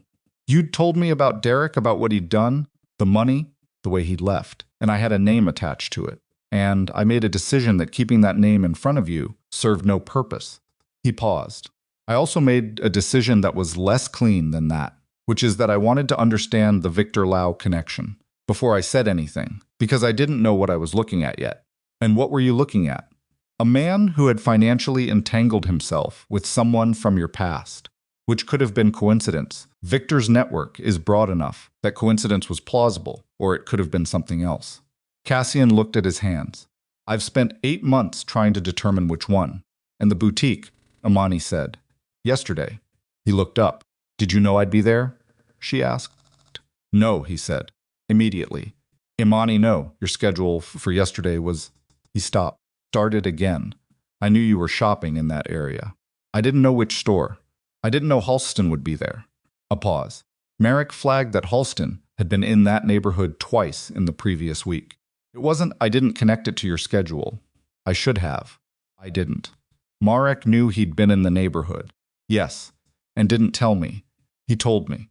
I made the decision about whether to tell you, and I made it wrong." He held her gaze. "That's on me, not on Marek." Imani looked at the transfer documents still spread on the table between them. The boutique papers. Her name on the holding company. The beautiful, decisive gesture that she'd looked at this morning, with something close to warmth. "Did you buy the boutique for me?" she said. "Or did you buy it because you felt guilty?" The question landed in the room and stayed there. Cassian was quiet for a long moment. The kind of long moment that, in another relationship, might have been an evasion. In this one, she knew. It was him actually working out the honest answer rather than the palatable one. "Both," he said. She nodded once. "I'm angry," she said. "I know. Not at the boutique. Not at what you did yesterday, that was." She pressed her lips together. "I understand what that was and why you did it, and I'm not angry at that. I'm angry that you had information about a man who damaged me for 8 months, and you made a decision, by yourself, that I didn't need to have it." She held his eyes. "That's not protecting me, Cassian. That's deciding for me. And you know the difference." "Yes," he said. "I do." "Do you know why it matters?" "Specifically?" He nodded. He did know. They'd talked, in the early months, about the particular shape of the damage. Derek had left not the financial wound, not even the abandonment, but the subtler and more persistent injury of having been managed. Told which events she'd embarrassed him at. told which version of herself was acceptable and which was too much, told, over and over, in small careful doses, what she did and didn't need to know about her own life. It had taken her a year after leaving him to recognize that as a form of control rather than protection. Cassian had understood that. He'd understood it better than almost anyone she'd told, and then he'd done a version of it. "I'm not going to perform being fine with this," she said. "I need a day." "Okay, I need you to not be here for a day." He looked at her. Something moved across his face, not hurt exactly, the more specific pain of a man who has made a mistake with someone he loves and is sitting in the full weight of it without looking away. "Where do you want me to go?" "The other apartment, the one on Park." She kept her voice even. "I need to think without you in the room, and I can't do that if you're in the building." He stood. He didn't argue, which was one of the things about him that she'd built her trust on, and which was right now both easier and harder than argument would have been. He picked up his coat from the back of the chair. At the kitchen doorway, he stopped. "Victor Lau called Derek this morning," he said. "Within the hour. My team flagged the call." He looked at her. "I don't know what Victor said to him, but I need you to know that whatever Derek sent you the text, I think Victor may have prompted it. Because Victor's interest in Halston is not resolved. The loan arrangement was not a favor, Imani. It was a purchase. Derek plungs Halston to Victor Lau in a specific way that he's probably spent 3 years refusing to fully understand." Imani looked at him.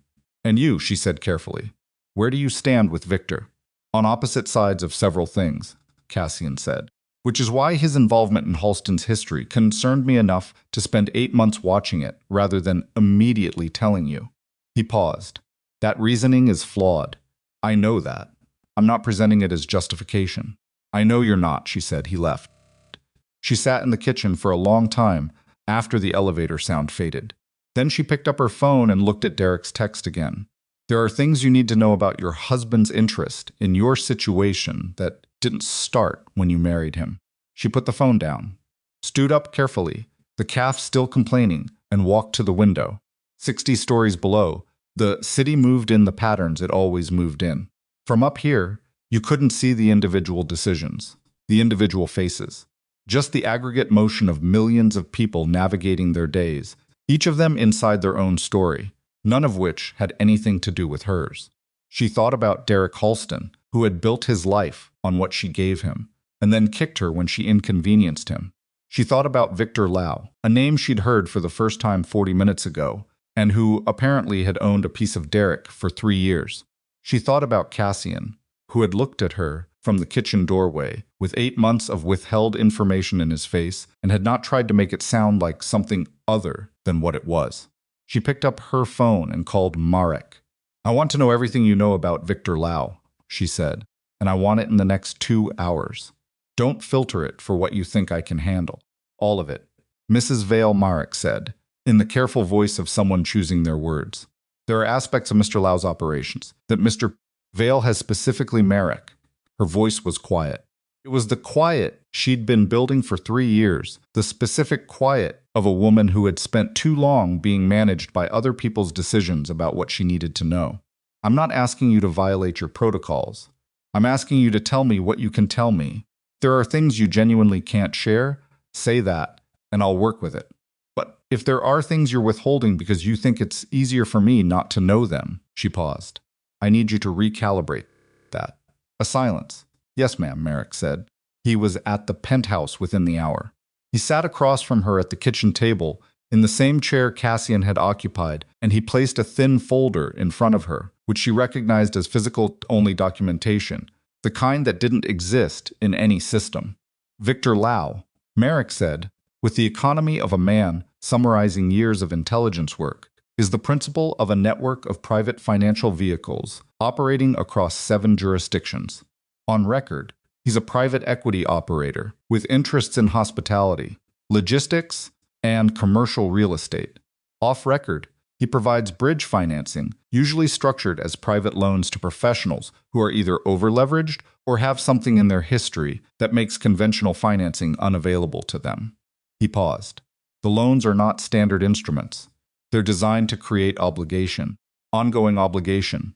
The borrower receives capital, and in return provides access to information, to professional networks, to the kind of insider visibility that a man operating in Victor Lau's specific market finds strategically useful. He buys people, Imani said. He acquires positions, Merrick said. In people. Yes. And Derek.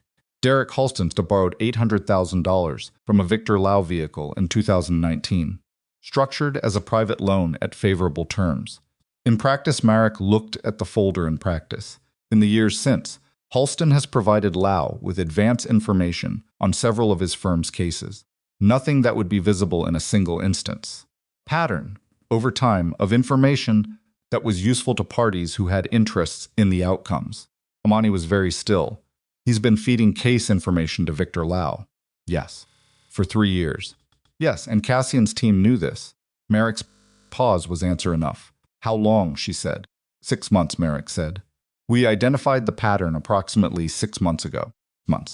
2 months after Cassian had told her he'd found Derek's name in the Victor Lau due diligence, which meant that for 6 months, Cassian had known that the man who had stolen Imani's savings and walked away was actively compromised, owned, in the specific Victor Lau sense of the word, and had said nothing. Not because it wasn't relevant, because he'd been deciding what to do about Victor Lau, and Derek was part of the calculus. Imani placed both hands flat on the table. She breathed. Where is Derek right now, she said. Marek looked at his phone. He had this information already, which meant he'd been tracking Derek since the boutique, which meant Cassian had authorized that tracking probably the night of the incident, maybe before. He's moving around Midtown since leaving Raymond Choi's office at 8:12. He received a call from a number registered to Victor Lau at 9:31 and has been walking since then. His current location is a pause, heading south. He's been heading generally toward this building for approximately 20 minutes. The kitchen felt different. He's coming here, Imani said. It appears so. Marek was already on a second phone. I've alerted the lobby and the building's external security. He won't get past the ground floor without. Let him up to the building entrance, Imani said. Marek looked at her, not inside.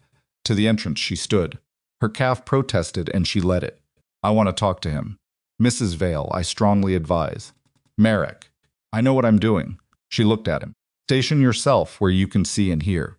But let him get to the entrance. She went to find different clothes, not because she cared about Derek Halston's opinion of what she was wearing, because she needed 5 minutes of doing something with her hands before she could stand in front of him and be the person she intended to be. She changed the sweater for something she'd bought 6 months ago, a structured jacket, deep green, the kind of thing she'd avoided for years because it was fitted and didn't hide anything. She looked at herself in the bedroom mirror briefly. The woman looking back at her was 32 years old with natural black curls and deep brown skin and a body that had been at war with itself for most of its adult life. And none of that was different from yesterday. And somehow, all of it felt different from yesterday. She didn't look away from the mirror. She went back to the elevator. He was already there when she got to the lobby level, not inside, as she'd told Marek, but standing on the other side of the glass entrance doors. And he looked like someone had systematically removed pieces of him since the boutique. The suit was the same, but the jacket was open and wrong on his shoulders, and his hair wasn't right, and there was something in his face that she didn't remember seeing there when they were together, something that wasn't arrogance or performance or the careful management of impression. He looked like a man who had run out of versions of himself. She pushed through the doors, stood on the entrance steps, one level above him. The October air was colder now, the rain she'd smelled that morning, finally arriving in a fine mist that wasn't quite rain yet, but was committed to getting there. Behind her, she was aware of Marek near the door. Beside the building's entrance column, a second security presence she recognized as one of Marek's team, positioned with the unhurried readiness of someone who knew exactly what they were there for. Derek looked at her. She looked at him. You kicked me, she said. Not as an opener, as a statement of the ground they were standing on. He didn't deny it. Yes, in front of 8 people. Yes, and laughed. He looked at the pavement. Yes. And then you texted me this morning, telling me there are things I need to know about my husband. She kept her voice level, not cold level. So I need you to decide what you actually came here to do, Derek. Because if you came here to give me information you think will hurt Cassian, I want you to understand that I know considerably more than you think I know, and it's going to take something significant to tell me something I haven't already heard." She paused. "And if you came here to apologize, I need you to be honest with yourself about whether that's actually what this is, or whether it's just another way of making this about you." Derek looked up. His jaw was working slightly. She recognized the specific effort of a man trying to compose himself when the composure he'd relied on his whole professional life had stopped functioning. "Victor Lau is going to use me," he said. "Whatever he told me this morning on the phone, he's going to ask me to do something, to get to Cassian. Through you." "I know who Victor Lau is," she said. He blinked. "I know about the loan," she said, "and what you've been providing in exchange for it." For 3 years, she watched his face move through several things in rapid succession calculation, the old defensive reflex, and then something that collapsed underneath the weight of the specific reality that she already knew.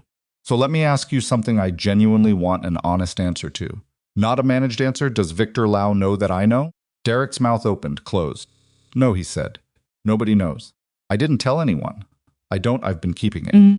"Then that's the only thing you have to offer me," she said. "That he doesn't know what I know. Which means you can choose, right now, what side of this you're going to be on. Not for me. Not for Cassian." She descended one step, still above him but closer. "For yourself. For whatever is left of the version of you that isn't completely owned by Victor Lau." The mist was becoming rain. Small drops, irregular, barely enough to feel. Derek's open jacket was getting damp across the shoulders, and he wasn't doing anything about it. "He told me," Derek said, "this morning. He said that if I went to you directly, if I told you about his involvement, he'd take the loan public. Expose every piece of information I provided to him. My career would be gone. I'd face criminal exposure. And if you don't go to him with something from me, the same," Derek said. "Eventually." He told me, his voice cracked slightly, the first time she'd heard that. The first fracture in the 15 years of careful presentation that Derek Halston had been maintaining. "He told me that my usefulness has an end date, that what he wanted from me was always a position, a way in, when he needed one, and that he's decided he needs one now." The rain was arriving properly. "What specifically did he ask you to get?" Imani said. Derek looked at her. Something behind his eyes was doing the calculation, the last calculation, maybe, between the version of himself that would survive this and the version that wouldn't. "Information about the Eastern portfolio restructuring," Derek said. "Cassian's acquisition strategy for the next 8 months. Victor has a competing position in several of the same markets, and he needs to know the timing." He paused. "Told me to get close to you," he said. He stopped. His hands were at his sides, and they were shaking slightly, just at the fingers. "He said that women like you were always easier than people thought. That if I came with the right story." The sentence didn't finish. Not because Derek chose not to finish it. Because at that moment, Marek's hand appeared at Derek's shoulder, not grabbing, just present. The specific presence of someone indicating that the conversation had reached its natural terminus. But Imani raised one hand slightly, and Marek held. She looked at Derek for a long moment. At the shaking hands and the wet jacket and the face of a man who had spent 15 years building a version of himself that Victor Lau had apparently purchased for $800,000 and 3 years of patience. "Women like me," she said quietly, "were always easier." Derek said nothing. "Here's what's going to happen," Imani said. "You're going to go back to Raymond Choi today, and you're going to tell him everything, not the version that protects you. Everything. And then Raymond is going to call a specific number that I'm going to text you in the next hour. And that number belongs to a federal attorney who has been building a case file on Victor Lau's network for 2 years, and who will find what you have to offer extremely relevant." She paused. "In exchange for that cooperation, the civil action against you will be settled at a level that acknowledges the injury without destroying what's left of your career. That conversation has already been had.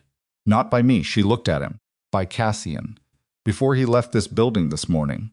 Derek stared at her. He spent 8 months mapping Victor Lau's network," Imani said. "You were never the target. You were the thread." She stepped back up to the entrance level. "You were the thing that connected Victor Lau to enough evidence to actually do something about him. Yesterday, you walked into a boutique and kicked me, which is what made it impossible for Cassian to keep moving quietly." The rain was falling properly now. Neither of them was moving. He set me up, Derek said. Not with anger this time. With the hollow sound of a man who has finally understood the shape of the room he's been standing in. No, Imani said. You set yourself up. He just understood you well enough to know you would. She held his gaze one final time. You told me once that no important man would ever choose a woman like me. Do you remember that? He looked at the pavement. I remember every single thing you told me, she said. And I want you to know that not one of it was true. Not because Cassian chose me, because I chose me. She turned toward the door. Go to Raymond. Today. Before Victor Lau calls you again. She went back inside. The glass doors closed behind her. Derek stood in the rain with his jacket soaked through and his phone heavy in his pocket and the specific hollow knowledge of a man who has finally arrived at the bottom of the thing he'd been falling toward for years, and who understands, standing in it, that the bottom is not the end. It is simply the place where you finally stop moving. The rain didn't stop. It settled into the kind of steady, committed downpour that Manhattan wears in October, like a second coat, not dramatic, not violent, just relentlessly present, turning the sidewalks dark and the windows opaque and the whole city inward-facing in the particular way that only sustained rain can manage. Imani stood at the lobby's interior glass and watched Derek Halston walk away through it. He didn't run. He didn't pull his jacket up against the weather. He walked with the specific heaviness of someone who has stopped managing how they appear and is simply moving from one place to the next, because that is what a body does. She watched him until he turned the corner and was gone. Then she turned from the glass and stood in the lobby's interior warmth with the rain sound against the windows behind her and her hands at her sides and the calf throbbing its steady reminder. Merrick was at her shoulder, not speaking. Waiting, call Cassian, she said. Tell him to come back. Yes, ma'am. And Marek. She looked at him. Tell him I'm not angry anymore. Just, she paused, worked out what was actually true. Tell him I need to finish the conversation. She went upstairs. She spent the 40 minutes before Cassian arrived, doing something she hadn't planned to do. She went to the bedroom closet not her side. His and she stood in it for a moment, breathing the cedar smell that permeated everything he owned, and she looked at his suits lined up in their correct order, his shoes on their rack, the small box on the upper shelf, where he kept things he considered important, in a way that had nothing to do with financial value. She didn't open the box. She'd seen inside it before a photograph of his mother, a coin from somewhere she'd never asked about, a folded piece of paper she'd been told was a letter he'd written to himself during a particular bad year before they met. She wasn't looking for anything. She was just standing in his space, letting it be his space, understanding something about the difference between a man who kept secrets to control and a man who kept secrets because he was genuinely afraid of what the truth would cost. Both damaged you, she knew that. The damage was real regardless of the reason. But the reason mattered. She'd spent 3 years learning that the reason mattered, that the architecture beneath the behavior told you what you were actually dealing with. Derek's architecture was self-preservation, built on other people's diminishment. Cassian's was something more tangled, a man who had spent years making decisions alone, because the consequences of getting them wrong had always landed on him alone, and who hadn't yet fully recalibrated for the fact that he was no longer alone. That recalibration was going to take more than one conversation, but they were going to have it. She closed the closet. She was in the kitchen when the elevator opened. Cassian came through the apartment quickly, not running but close, and he appeared in the kitchen doorway with rain on his coat and his hair slightly wrong from the walk between the car and the building, and he looked at her with the specific look of a man who has spent 40 minutes in a car preparing for the worst and is now trying to read which version of worst he's arrived at. She pointed at the chair across from her. Sit. He sat. He didn't take off the coat. She noticed this and didn't say anything about it. Derek came, she said. I know. I know Merrick told you. I'm telling you myself. She kept her voice even. Not warm, not cold. Present. He told me what Victor Lau asked him to do. Get close to me. Get your acquisition timeline. She held his gaze. I told him to go to Raymond and cooperate with the federal case. Cassian was very still. You knew about the federal case. Merrick told me what he could tell me. I figured out the rest. She looked at him. How long has the federal investigation been running? 14 months, Cassian said. She absorbed that. 14 months. which was the length of their marriage, approximately. Which meant that from very close to the beginning, Cassian had been operating in proximity to a federal investigation into a man whose financial network touched people from her past, and he had made a series of decisions over 14 months about what she needed to know and when she needed to know it. "Were you ever going to tell me?" she said. The question was genuine. She needed the genuine answer. "Yes," he said, when it was resolved. "When Victor was contained and the exposure to you was minimal." He paused. "I know how that sounds." "It sounds like you were protecting me by deciding for me," she said, "which is what I told you this morning." "Yes." "And you heard me this morning." "Yes." "Then I need to ask you something, and I need you to think about it before you answer, instead of giving me the answer." "That sounds right." She leaned forward slightly. "When you make decisions about what I know, when you look at information about my life, my history, my past, and you decide that I don't need it yet, what are you actually afraid of?" The question sat in the kitchen. The rain continued against the windows. Somewhere in the building's infrastructure, something mechanical cycled on, and then off. Cassian looked at his hands on the table, the same flat palm grounding gesture. She waited. "That you'll leave," he said. She hadn't expected that answer. She'd expected something more constructed, something about protecting the investigation, or minimizing her exposure to Victor Lau's network, or the operational logic of information compartmentalization. She'd been prepared for a sophisticated answer. This was not sophisticated. It was just true. "If I know everything," he said, "and any of it is if any of it touches you in a way that makes this life feel unsafe or compromised or—" He stopped, started again. "You stayed. After Derek. After everything he did, you rebuilt yourself, and you stayed in this city and you built something real. And then you married me, which was, I understand, that was not a simple thing for you to do. I understand what it cost." He looked up. "And I have spent 14 months being very careful for me not to be another man who made you pay for trusting him. By keeping things from me," she said, "yes, which is I know. I know it's the same mechanism." He held her gaze. "I know that control dressed as protection is still control. I know that." His jaw tightened. "I've been doing it anyway, and I'm telling you I know it's wrong, and I'm telling you I'm not sure I know yet how to stop." The rain, the kitchen. The transfer documents still spread on the table between them, her name on the holding company paperwork. "That's the most honest thing you've said to me today," she said. "I know. I'm not going to leave," she said. "I want to be clear about that, because I think you've been making decisions based on a fear that I'm going to leave, and I need that fear to stop driving things. So I'm saying it plainly. I am not going to leave you because you made mistakes. I'm going to stay, and we're going to fix it." She paused.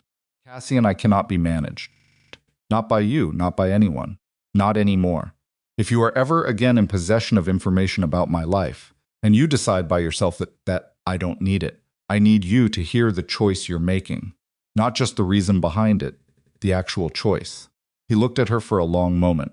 "Okay," he said. "Just that." "Okay," she said. They sat in the kitchen for another few minutes in silence that was different from the morning silence. Less the silence of a fracture, and more the silence of two people sitting in something they've survived together and are still working out the shape of. Then Cassian stood and took off his coat, finally, and hung it on the hook by the kitchen's entry, and came back and sat beside her this time, rather than across from her. And they looked together at the rain against the windows and the city below doing its ordinary business through the downpour. "Tell me about Victor Lau," she said. "All of it. What you know, what the federal case has, what happens next." "Don't edit it," he told her. It took 45 minutes. She listened to all of it without interrupting, which was something she had learned to do in the 18 months since her world had expanded into territory, where patience during information gathering was a genuine skill rather than just politeness. Victor Lau's network was broader than she'd understood. From Marek's briefing, 12 jurisdictions, 40-odd professionals in various fields who had taken his financing and found themselves in specific obligation that came with it. Derek had been one of the smaller positions, a useful one for 3 years, providing case intelligence from a mid-sized firm with enough corporate client overlap to give Victor advanced visibility on certain legal outcomes, but not the primary interest. The primary interest was Cassian. Not Cassian specifically his network, his acquisition strategy, the 8-month Eastern portfolio restructuring that represented the largest single deployment of capital in Vale Industries' recent history. Victor Lau had been trying to get inside that strategy for over a year. Derek was the approach vector, a man with a history attached to Cassian's wife, which Victor had decided was a usable pressure point. "Thought you were a weakness," Imani said. "Not a question." "He thought you were," Cassian said quietly. She considered that. The specific assessment of a man who had looked at Imani Crossvale and seen a pressure point, a soft entry into a hard target. A woman whose history of being undermined made her in Victor Lau's particular calculus manageable. "He's never met me," she said. "No. He just saw the history. Derek. The money. The way I looked when you found me." She paused. "He built a model based on who I was 3 years ago." "Yes. That's a significant error," she said. Something in Cassian's expression shifted the specific quality of a man watching someone he loves arrive at something true. Not pride exactly. Something closer to relief. "Yes," he said. "It is." The federal case moved in the way. Federal cases moved, not quickly, not cinematically, but with the specific grinding inevitability of a process that has been built carefully and is now executing. Derek Halston presented himself to Raymond Choi's office at 2 p.m. that afternoon and told Raymond everything, including the things Raymond had specifically told him not to say to anyone without legal counsel present, because Derek Halston had arrived at the place where strategy had run out, and the only remaining option was truth. Raymond called the federal attorney's number that Imani had texted Derek. The federal attorney, a woman named Carla Bassett, who had been working Victor Lau's case for 22 months and who received the call with the specific controlled energy of someone who has been waiting a long time for a particular door to open, arranged a meeting for the following morning. Derek was in that meeting for 6 hours. What he had to offer was considerable. 3 years of documented information exchange, communications, the specific mechanism of the loan vehicle, and how the obligation had been structured and communicated. He had kept records, not intentionally, not as protection, but because Derek Halston was a lawyer by training, and lawyers kept records reflexively, even records of things they'd rather not have recorded. Those records were now in federal hands. In exchange, the civil action filed by Cassian Vale's attorneys was settled within 72 hours at a figure that acknowledged the injury to Imani without the kind of sum that would have destroyed Derek's ability to practice law permanently. He would face a disciplinary review from the Bar Association based on the information exchange conduct. He would lose his position at Aldrich's firm definitively. He would spend the better part of the next year managing the professional fallout. He would not go to prison. The cooperation value was significant enough, and Carla Bassett practical enough to structure the arrangement in a way that preserved Derek's utility as a witness while removing him from the board on which he'd been a piece for too long. Brielle Mercer never returned to the Upper West Side apartment.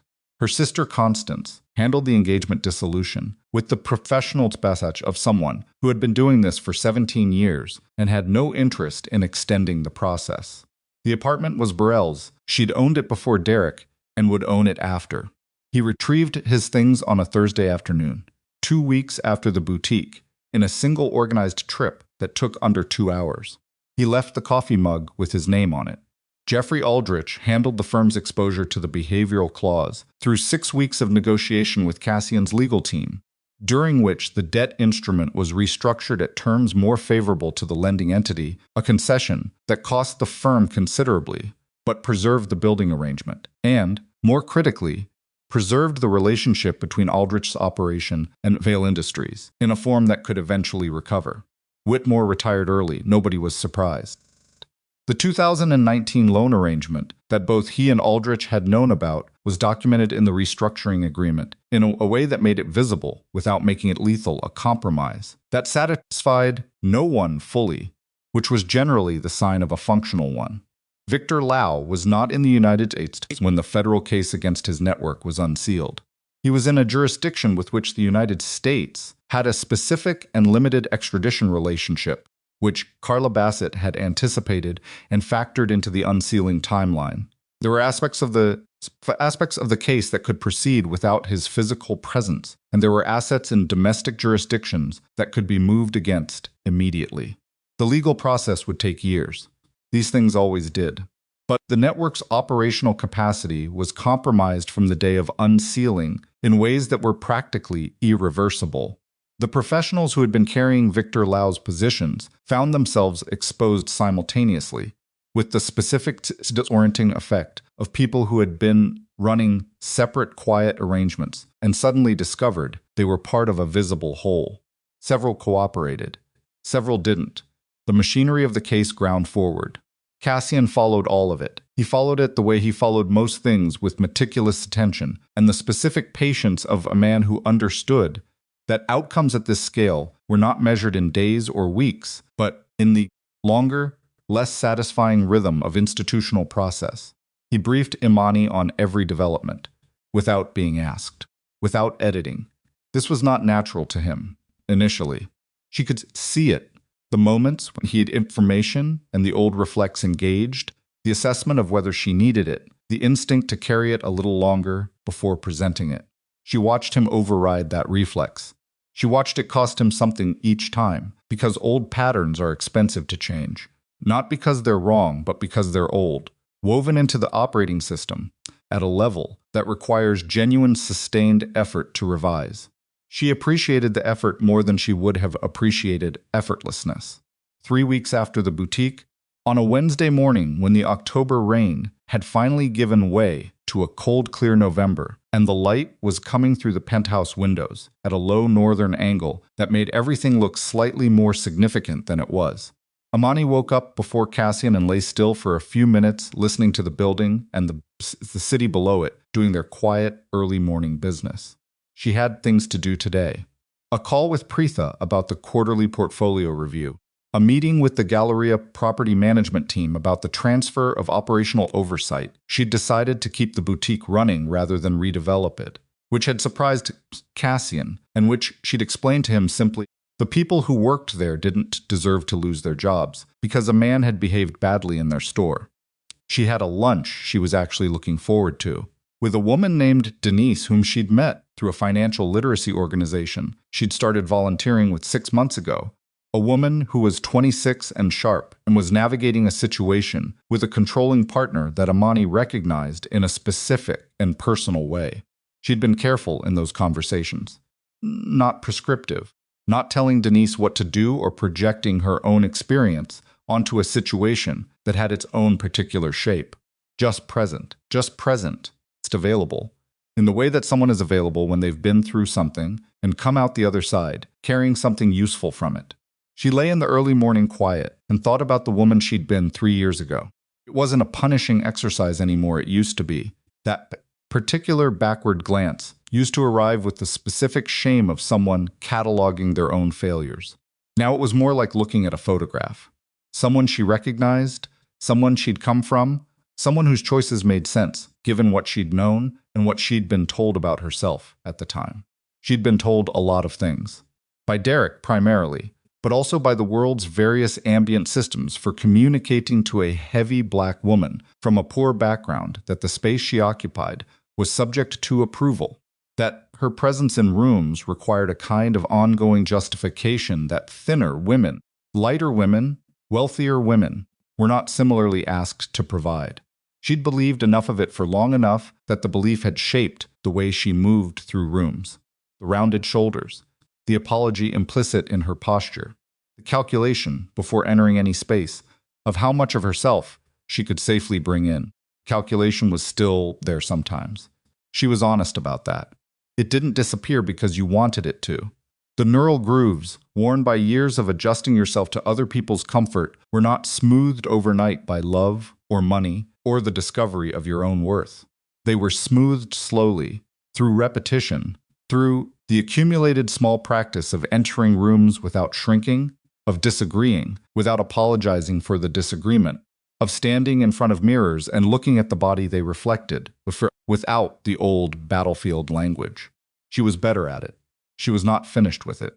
Both of those things were true simultaneously, and she'd stopped needing the first to cancel out the second. Cassian stirred beside her, not quite awake. She turned to look at him. He slept with the specific abandon of someone who had been genuinely exhausted for a long time and had learned, slowly, to let himself rest.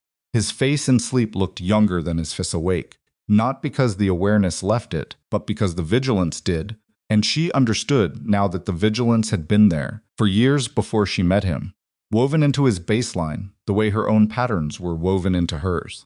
Two people carrying old architecture into a shared space, negotiating what got rebuilt and what got quietly kept and what had to be actively, consciously dismantled. She had not expected marriage to feel like work in this specific way. She had expected the easier version, or feared the impossible version, the one Derek had constructed for her, where love was a ledger and she was always in deficit. What she'd found was something she didn't have a prior frame for, a relationship that was genuinely imperfect, genuinely effortful, and genuinely worth the effort. Not despite its difficulty, not because the difficulty was romantic, simply because the thing being built was real, and real things required real building. She got up, made coffee, stood at the window with it while the city came slowly to its morning activity 60 stories below her. The boutique's new paperwork sat in a folder on the kitchen counter. She'd been reviewing the operational structure, staff rosters, vendor contracts, the lease arrangements for the surrounding retail units that were part of the acquisition. There was more to it than she'd initially engaged with. Cassian's acquisitions were rarely simple transactions, and this one had a layered commercial structure that required actual understanding rather than nominal ownership. She'd been learning it with the same approach she'd brought to her portfolio management, starting from genuine ignorance, asking questions without shame, building comprehension from the ground up. The saleswoman who'd been behind the counter that afternoon was named Josephine. She'd been with the boutique for 4 years. She'd been the one to run Imani's card, to slide the receipt across the glass with shaking hands while Derek performed his monologue to the room. Imani had learned her name from the staff roster. She was still employed there. Imani had no particular plan involving Josephine. She'd simply made a note of the name, the same way she made notes of all the details that other people tended to pass over, because she'd grown up in circumstances that taught her that the details other people overlooked were often the ones that mattered. Cassian appeared in the kitchen doorway, sleep-rumpled, barefoot, in the gray sweatshirt he wore around the apartment that cost more than it looked, but was genuinely worn through at one elbow because he'd had it for years and refused to replace it. She'd tried once to throw it away during a closet reorganization, and he'd retrieved it from the donation bag with the specific expression of a man engaged in a matter of genuine principle. She loved him. She thought about that sometimes, not the abstract understanding of it, but the specific present tense fact of it. The way you think about something you almost lost and didn't. She had almost not gone to that benefit dinner 3.5 years ago. She'd almost let the bathroom mirror convince her she didn't have the right to the room. She'd almost missed the man with the genuinely uncertain question and the real curiosity and the 14 months of imperfect, effortful, real love that followed. Almost was a useful word. It reminded you that things were contingent, that the life you were living was not the only life that had been available, and that the one you ended up in required choices, and that the choices had been yours. Coffee, she said, handing him her cup. He took it, drank, handed it back. This was a thing they did not because either of them couldn't pour their own coffee, but because the exchange had started early in the marriage almost accidentally, and had become a morning ritual the way rituals do, accumulating meaning by repetition until it signified something neither of them had specifically intended. Preetha call this morning, he asked. This afternoon. 3 o'clock. He nodded. He was looking out the window. Cold, clear November light was on his face, and he looked like a man thinking about several things simultaneously, which was his default condition. But the quality of it this morning was different from the quality she'd learned to read as operational. This was personal thinking, the kind that didn't produce decisions, but needed to happen anyway. I have a question, he said. Ask. The boutique, he looked at her. Keeping it running, the staff, the vendors, you made that call, without running it by me.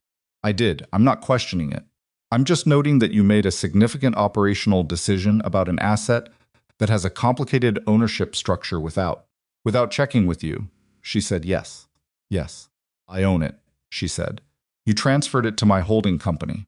You made that choice, which means you made the choice about who makes the decisions about it, and that person is me. She held his gaze. I'm not running boutique management strategy by you, any more than you run Eastern portfolio restructuring by me. I'll tell you what I decide and why. I won't ask permission. He was quiet for a moment. She watched him process that, the specific recalibration of a man who had spent years in the habit of being the final word on decisions within his sphere, encountering the edges of a sphere that was hers and not his. That's fair, he said. Yes, she said, it is. He went to pour his own coffee. She turned back to the window. Somewhere in the city below, she had no idea where. She'd stopped tracking his movements the day the federal meeting concluded. Derek Halston was living the remainder of his life. The bar review would take months. The professional reconstruction, if he managed it, would take longer. She found, examining the interior landscape of her feelings about this, with the same honesty she tried to bring to everything now, that she felt neither satisfaction nor pity. She felt something closer to indifference, not the cold indifference of someone who has successfully buried something, but the genuine indifference of someone for whom a thing has simply run its relevance out. He was not her concern. He had not been her concern for 3 years. The boutique incident had temporarily made him her concern again, and now that temporariness was over. Cufflinks were on Cassian's dresser. He'd put them there the night they came home from the clinic, and they'd stayed there, since not in the box, not in the drawer with his other cufflinks, but sitting on the surface of the dresser where he could see them. She'd noticed this without commenting on it. Some things didn't need commentary.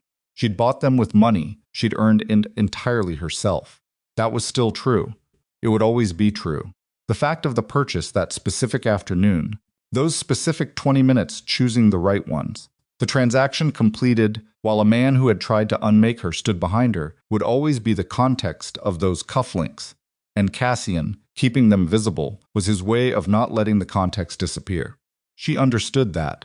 She loved him for it, specifically and concretely, the way she'd learned to love not in the ambient general sense she'd once settled for, but in the accumulation of specific things that were true and wouldn't stop being true. At noon that day, she dressed for her lunch with Denise. She stood in front of the bedroom mirror, the large one, full length, the one she'd spent the first 4 months in the penthouse, learning not to angle herself away from, and she looked at herself. 32 years old, plus-sized, which was the word she used now without the old internal flinch, not because it had stopped meaning anything, but because the meaning she'd been given for it had been replaced with something she'd chosen herself. Deep brown skin, natural black curls she'd stopped straightening 18 months ago because she'd finally let herself acknowledge that she'd been straightening them for other people's comfort rather than her own. A body that carried more history than most people knew, and that had, over the course of 32 years, done everything she'd needed it to do. Worked double shifts, survived, gotten back up off a marble floor in a Manhattan boutique while a man laughed. She looked at herself without moving for a long moment. Then she picked up her bag and went to lunch. Denise was 26 and sat across from Imani in the restaurant, with the specific quality of someone who is listening with their whole attention, because they have not yet encountered enough people who actually had anything worth listening to. She was funny, not performed funny, but the real kind. The kind that bubbled up unexpectedly from an honest observation and surprised even the person making it. She was sharp in the way that people who have had to figure out most things without assistance tend to be sharp, practical, pattern recognizing, allergic to abstraction. They talked for 2 hours. About the financial literacy program, about Denise's situation, about practical things, how to structure a savings approach when the income was unstable, what to look for in a lease agreement, how to read a credit report.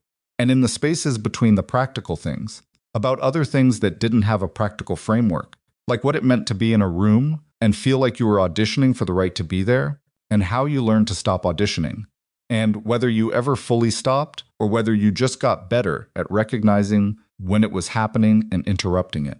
Did you have someone? Denise asked, when you were figuring it out. Someone who she paused, working out the right formulation. Someone who'd already been through it. Imani thought about that, about the specific shape of her own figuring out, which had happened largely alone. In the 3 years between Derek's departures and the benefit dinner, in the specific crucible of a woman rebuilding herself without a blueprint. She had not had someone who'd been through it.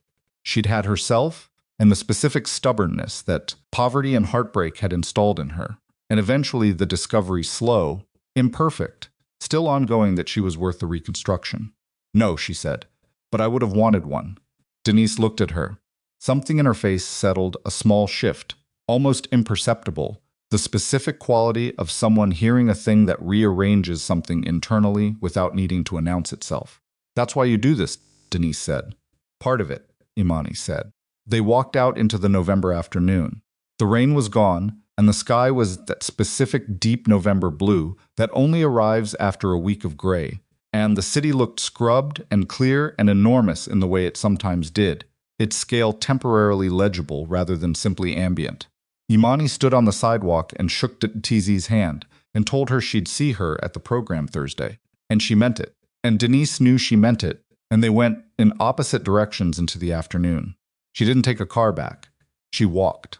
Her calf had healed enough that the walk was possible, though she could still feel the ghost of the bruise in certain steps, a reminder that lived in the body, the way certain memories lived in the body, not as pain anymore, but as information. She'd been here. She'd felt this. She was still walking. She walked 8 blocks north before she turned east, and she walked past the Aurelian Galleria without planning to, but without being surprised that her feet had brought her there. She stopped on the sidewalk across from it and looked at it, the gleaming facade, the dressed windows, the doorman in his coat standing at the entrance with the particular professional composure of someone who has been paid to be unflappable and has achieved it. The boutique was inside. Her boutique, technically, though she'd been finding that word hers less important than she'd expected. The ownership wasn't the point. The point was that a man had stood in there and told her she didn't belong, and now her name was on the paperwork, and the staff still had their jobs, and the platinum cufflinks were on her husband's dresser, and the bruise was fading, and she was standing on the sidewalks outside it, on a clear November afternoon, and feeling something she didn't have a single clean word for. Not triumph. Triumph required a score, an opponent, a before and after marked by victory. This was quieter than that. She was simply there, standing on the sidewalk of her city, in her body, on a day that had cost something real and given something real back, and the accounting was more complicated than victory and more honest than defeat. She looked at the Galleria for a long moment. Then she turned and walked the remaining 10 blocks home. Cassian was in the study when she got back. She could hear him on a call, the low, even voice that meant professional rather than personal. And she hung up her coat and went to the kitchen and started making tea with the specific focused attention of someone who has decided that the task in front of them is worth being fully present for. She was standing at the counter waiting for the kettle when she noticed, on top of the transfer documents folder, a small piece of paper that hadn't been there this morning. She picked it up. Cassian's handwriting. He wrote the way he talked, economically, precisely, nothing wasted. "There are things I should have told you earlier. There will probably be things I'm slow with again. I'm working on it, see." She read it twice. Set it down. The kettle came to a boil. She made 2 cups. She was sitting at the kitchen table with both cups cooling when Cassian appeared in the doorway. Off the phone, jacket off, looking at her with the specific look of a man who has left a note somewhere and is now in the uncertain moment of whatever comes after. She pushed the second cup across the table toward him. He sat.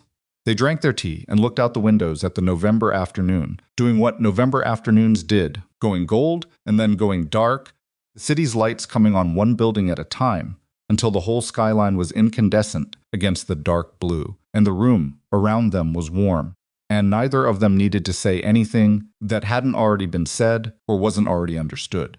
The woman who had once skipped meals so a man could finish law school, who had apologized for her size in rooms she had every right to be in, who had gotten off a marble floor while someone laughed at her and bought the cufflinks. Anyway, she sat in the kitchen she had made her own, in the life she had built from the material that humiliation and heartbreak had left her with, and she was not waiting for anything.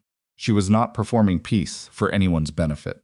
She was not measuring herself against the woman she'd been or the woman she was supposed to become. She was simply here, fully, without apology, without the old calculation of how much of herself the room could hold. It had taken her 32 years, and a marble floor, and a man who chose her in the slow hard work of choosing herself to arrive at this specific and ordinary moment. It was enough. It was, she understood now, sitting with her cooling tea in the city that had watched her fall and get back up, exactly enough.